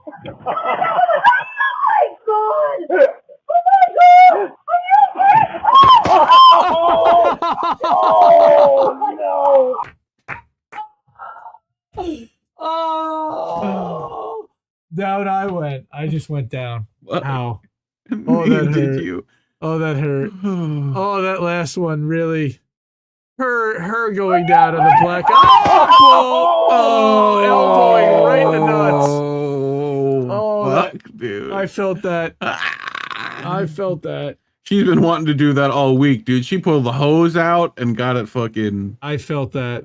Yeah, he came in with flowers. That's heard on the Jets. They said it'd feel nice. It'd feel nice. They said. Here we go. Yep. Hold on, I'm getting to Jet it. goes. Bzz, I'm bzz. getting to it. Oh boy. Come on.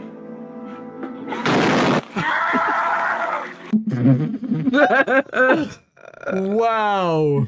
He had a squirter. Damn, I want to see that again. Glasses on. I want to see that again. Okay. Can do, boss. I don't think he had glasses on. I do not think he had glasses on. Oh. Dude, look at all these Chinese spy balloons. Look at all the spy balloons.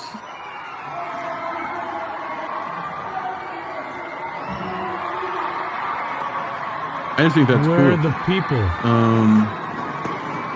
They're there. Oh my god. Oh my god. Oh my god. A normal day in Russia. Oh my god. That's it. Yep. Nice. Yep. Of the hammer can hold the nail for the first swing. Uh-oh. Nail head, back of hammer, wedge. Come on. No fucking what claw going right through the wall. What? Wow, that fucked me up too. Damn,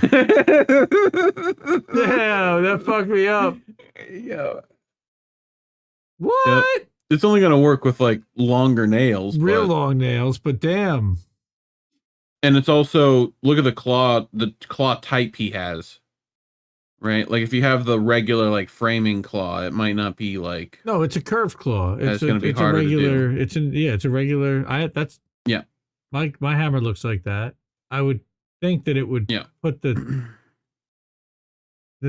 the claws in the wall, but well, yeah, but you're not hitting like you're like the first hit like you're that. really hitting with like this part. I'm with you. You know. I'm with you. Okay. Look, it's nice. Oh. Putin on ice. Hello. It is Boss Vlad. Hello, it's me, Putin. I go play hockey. I win hockey game for Russia. I score 17 goals. It was completely... Oh! And down he goes. Oh, we do not skate I'm up. I'm back we again. do not skate on red carpet. I am not like Biden. We do not We skate do not on red skate carpet. on red carpet. No skate on the red carpet. No. Oh my god, this fucking asshole, dude. Holy shit. Hold on, ladies. I forgot the shoulder straps. Hold on. Uh-oh. Oh my god. Got him.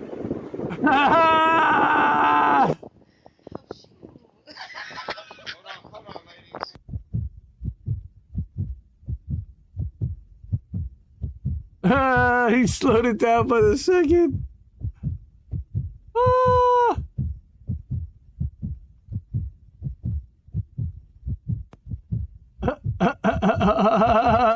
Show me the camera. Show me the camera.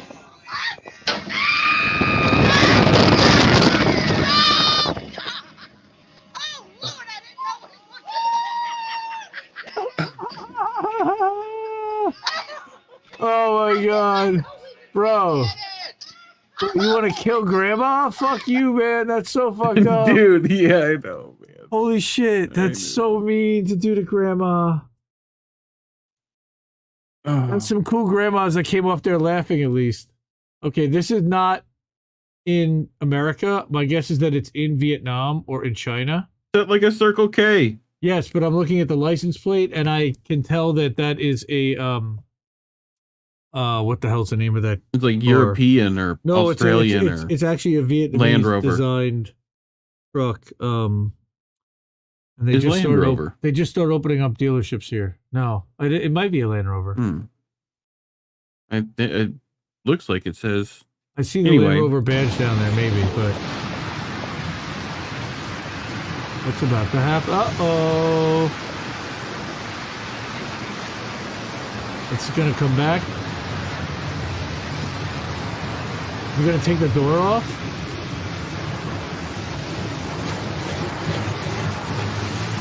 No!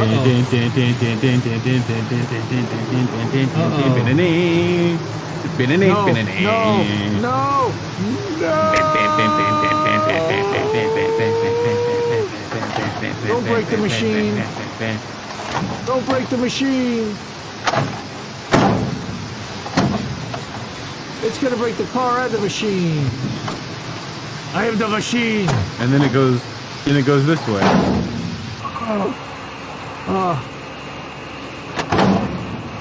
Oh. I'm sorry. I'm sorry. I broke your door, I'm sir. sorry. I'm sorry, Daddy. Oh my god. Oh my. I'm sorry, Daddy. I lifted up the trunk. And then which way do we go? Backwards, forwards? Like if it goes fucking back, and like fucking just puts it on the floor. I'm sorry, Daddy. Oh fuck, dude. Oh, that's not good. Oh. What do you think would have happened to this car? That's an I love this shit like this. No. El Camaxo. Like, what is that? Racing stripes. What is that? He's ready to race. I guess. Got the dually in the back. Yeah, and what's he everything. what like? Yeah, what's this trailer for? He's a lowrider. You know what? I'll tell you what it is. I'll tell you what it is. Go back. That is the platform where they play music during the parade. Okay. Gotcha.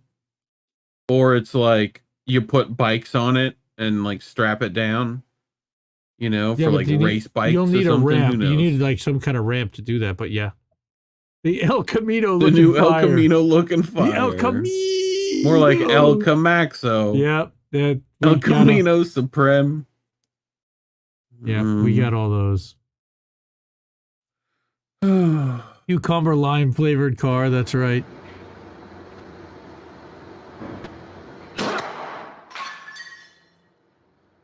Ooh, I like. Is that Yeti?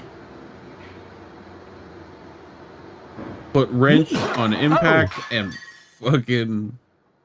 Oh. Shit. Bad idea. Yep.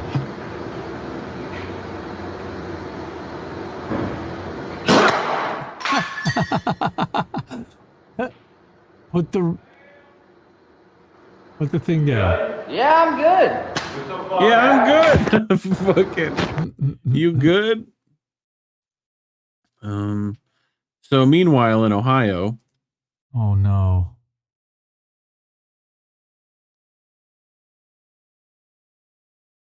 Do they not have like arms that come down for cars? Red light. Red light. Red light. Yeah, you. Everybody. Red light. What happened? Like they don't have gates? Red light to you. Hey, hey. Oh my god. Oh my word. Where is that they don't have like gates? What? Don't know. Damn.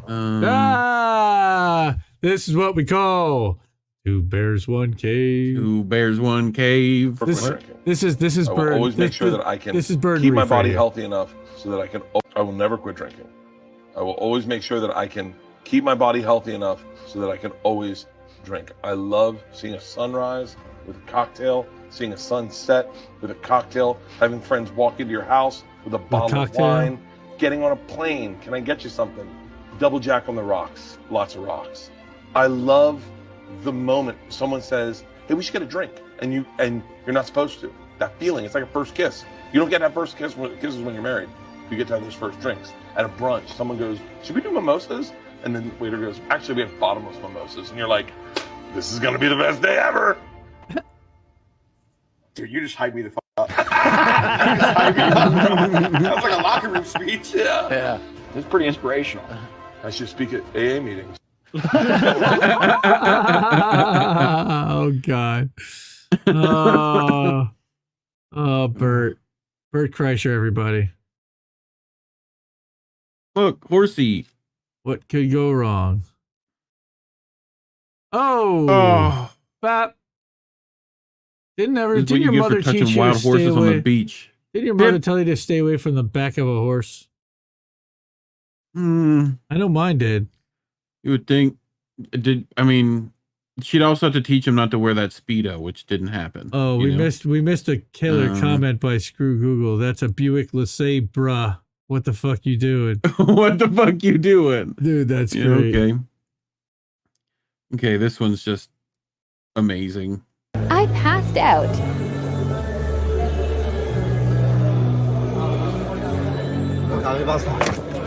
Oh.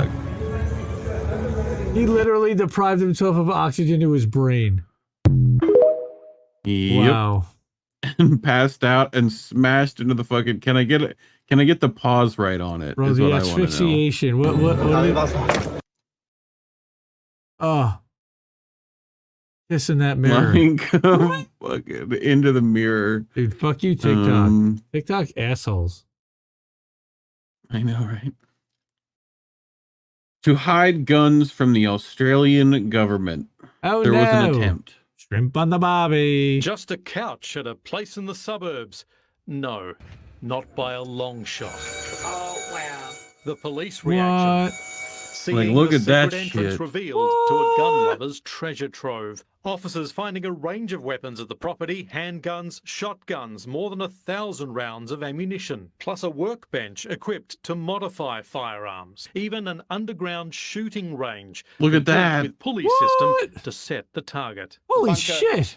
An underground shooting range, an arsenal of high-powered firearms right in suburban Perth. It's just incredible. The stash Underground also shooting included range. a 50 caliber Wow. rifle with ammo, a weapon designed to penetrate armored vehicles. Okay, so you Even think he might be buildings. We Intel? also found a suppressor. Suppressors like a silencer. That's illegal. Body armor, illegal. That's illegal?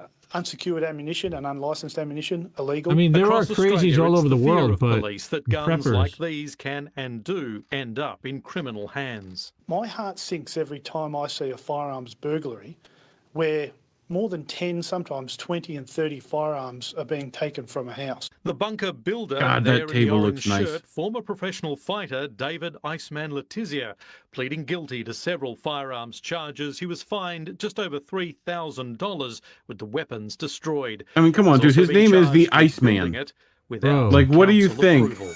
Paul Kadak.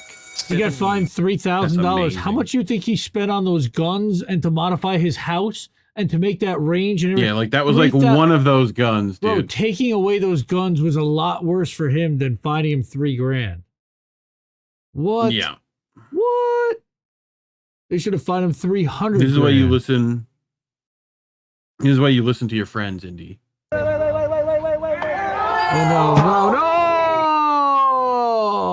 no! That I heard that. Oh, that hurt. You're like, ah. No. That would have been ending with it. You could have ended that with a bang. Yeah. I got those.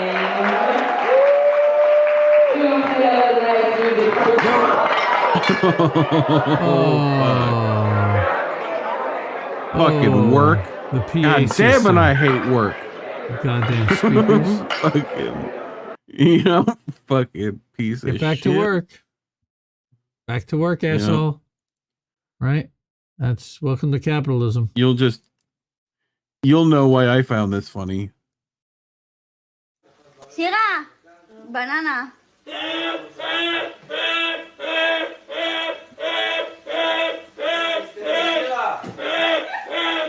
Oh my god. Banana. Banana. Sierra. Bonan. Banana. Banana. What the heck? Look at Reef headbanging it out. Nice. I know, it's like someone should put music. It sounds like my alarm clock. What could go wrong attempting bicycle stunts? Nice. Oh. Oh, fuck. Oh, that's gonna hurt. That will leave a mark tomorrow.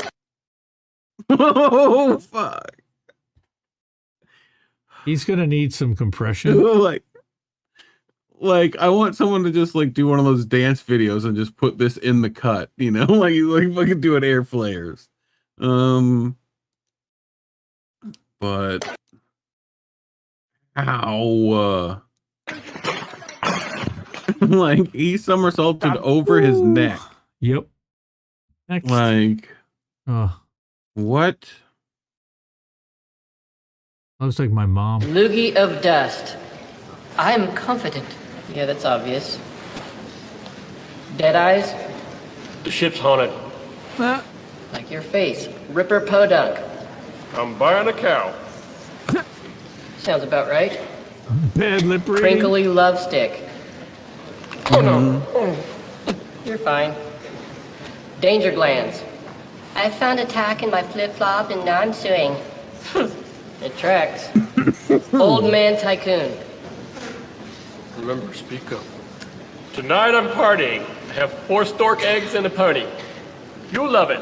Not joining you. Ox cord. Are there any snacks?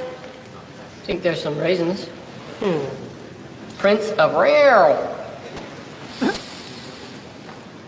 Enchanté. I will off you. Queen of sneezing. The neck hurts? Go tell a friend. Domehead. Everybody heard you. Because they're supposed to. Shart in the forest. Oh my god. I love big arteries. Of course you do. Wow. Shart in the forest. I love big arteries. Shart in the forest. Yeah, MTG. That's about right.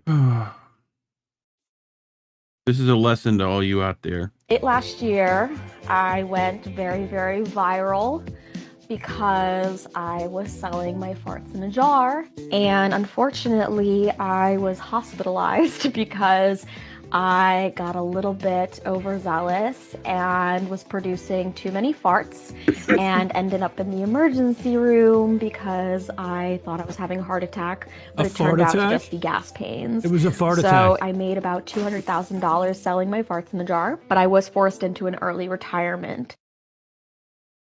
I remember this. I remember when she was selling her farts. I wouldn't want to say that I own a jar, but I don't. These are just walking impressions. Okay.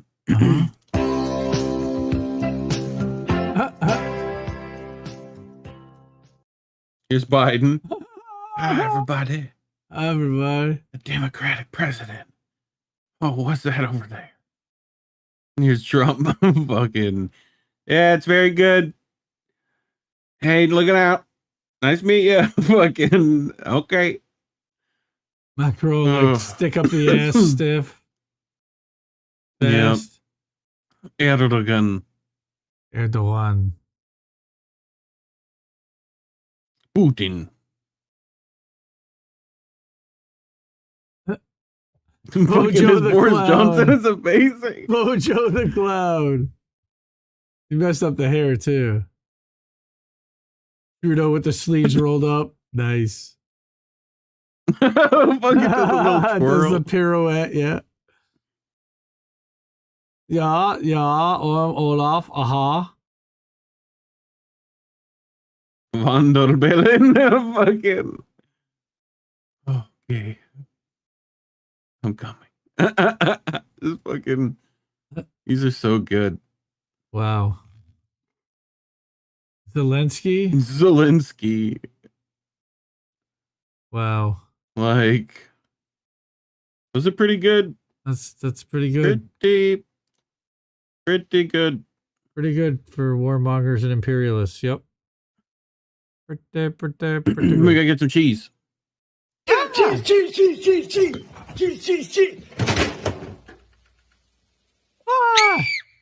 Where's cheese?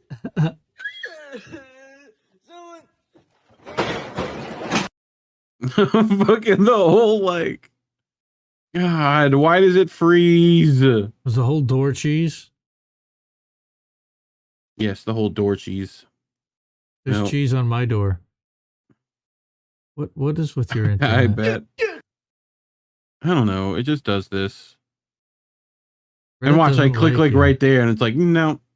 Reddit does not like you. It just doesn't like the last like 5 seconds of videos. Reddit no like you. Yeah, Kamishwari K wants to know, how do you find all these clips? He spends hours watching this shit on Reddit nonstop, and I watch with him, but this stuff he curates on his own without me. So that means he's watching even more shit on Reddit without me. fucking door came off, dude. Anyway. This one's good. And then we got some bangs after this, I think. I just woke up, but there's one thing that I warn you about when you move to Queensland, and it's the fucking frogs in the dunny. Oh, like I'm sick of going to the toilet, living in fear if a frog's gonna jump up and slap me on the panani. Like, look at this shit. Whoa! It's like a fucking toilet without something touching me lips. God damn it! Oh my god! Toilet without something touching me lips. Bro, that would freak me out too. If there was a hand that grabbed the from underneath the bowl like that. Yep. Okay. Oh, this does not look like a good idea. Anyway. He's standing on ice, folks. And he's gonna melt the ice. You ready for bangs? Oh no, I'm not ready for this. Because he's not wearing pants. Hey. Next. Oh, this is not gonna be fun. That's what you notice. Yes. Last sec. I notice a lot. Yeah, but... yeah. Oh, here it is. Boom! Oh, God! Holy crap! Oh, my gosh! That was insane! Yeah. They look exactly like who you thought they'd look like. Yep. Excuse me. And action.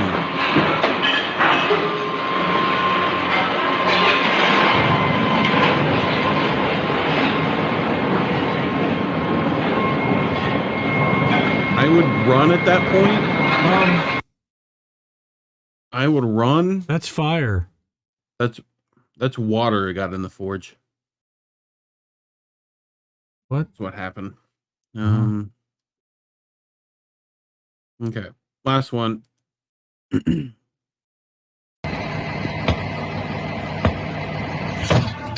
Nope. Holy shit. Where's the They like dude? blew the fucking hubcap off. It blew the dude off. No, the dude's there. Dude's Oh, no. back there. There he Oh is. no, he lost his shirt, man. blew his shirt off though. Holy shit.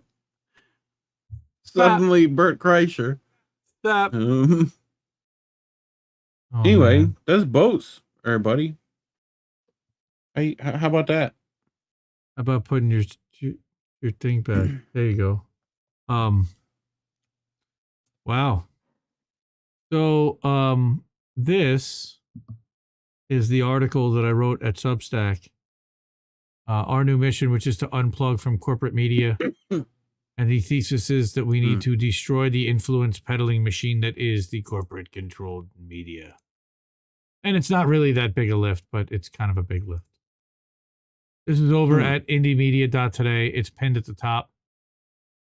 There's a Joe video in there. And it's me ranting and yelling at the moon. But yell at the moon with me. And appreciate everybody going and liking it and sharing it. And bottom line is the thesis is we got to unplug. We've got to stop feeding into their narratives and letting them control the narrative through all different kinds of media, not just news, Netflix, Disney Plus, NFL, UFC, unfortunately, though I hate to say it. If you haven't, dude, I don't, Russian link, man. I have Russian link. Well, that's true. That is true. But I do not know anything about that. My brothers in Dagestan, give me Russian link. God. I'm going to turn on the rock. But yeah, and if you haven't subscribed to this channel yet, you probably should do that, or I'll kick you. I'll go there and I'll kick you if you don't subscribe. Well, better do it. That is Rockfin and in the black, and that is Rumble in the blue on the right. We do have chats there too, which is great. Thank you for chatting over there, and good to see everyone over at Rumble and Rockfin. And maybe one of these days, Restream will bring those chats into the Restream chat, and we can flow all of them together. That would be really cool. This week, Thursday night at 10 p.m. Eastern, I will be going on Misty Winston's radio show on TNT Radio, so stay tuned for that. Nice. I also want to give a shout out to Misty Winston for starting her own Substack. Go sign up, mistywinston.substack.com. You could see it over at her Twitter also. But I thought that would be a really good way for her to share her appearances, to let people know who's going to be on the radio show every week, to let people know about upcoming actions, and every once in a while she'll want to rant and have an outlet to do that. So by all means, I think mine's on the 6th. I'm going on Misty.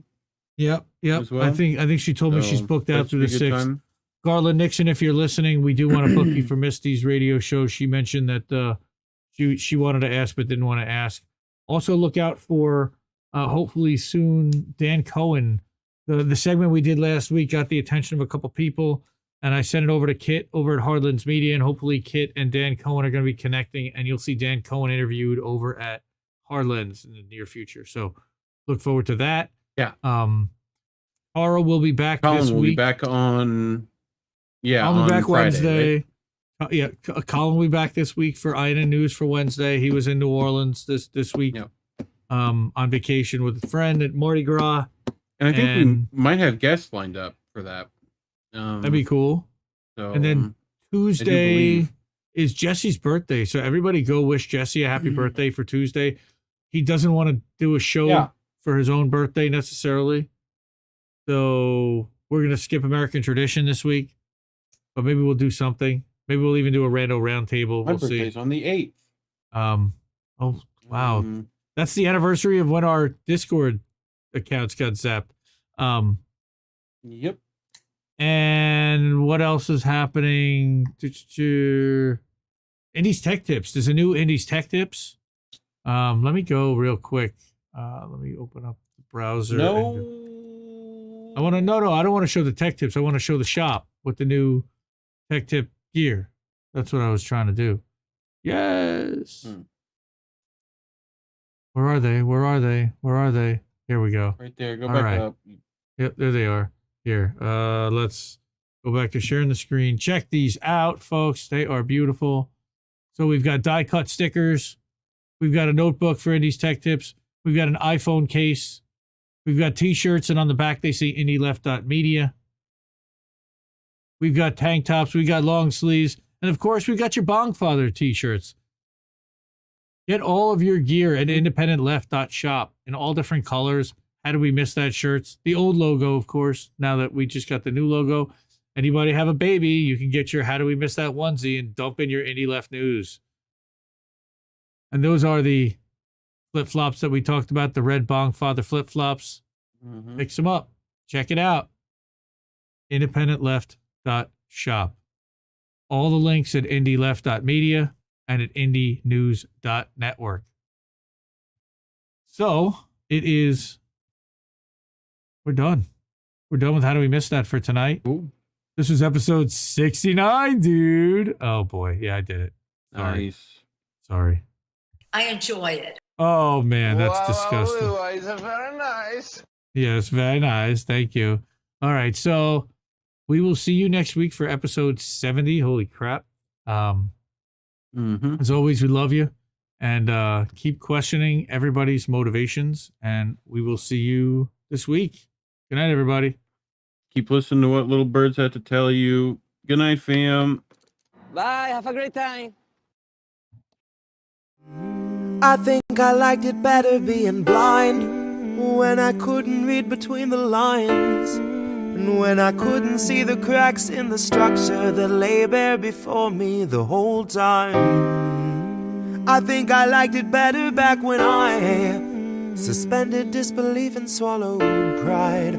I thought I knew the difference in the red from the blue, but they both bleed us so dry.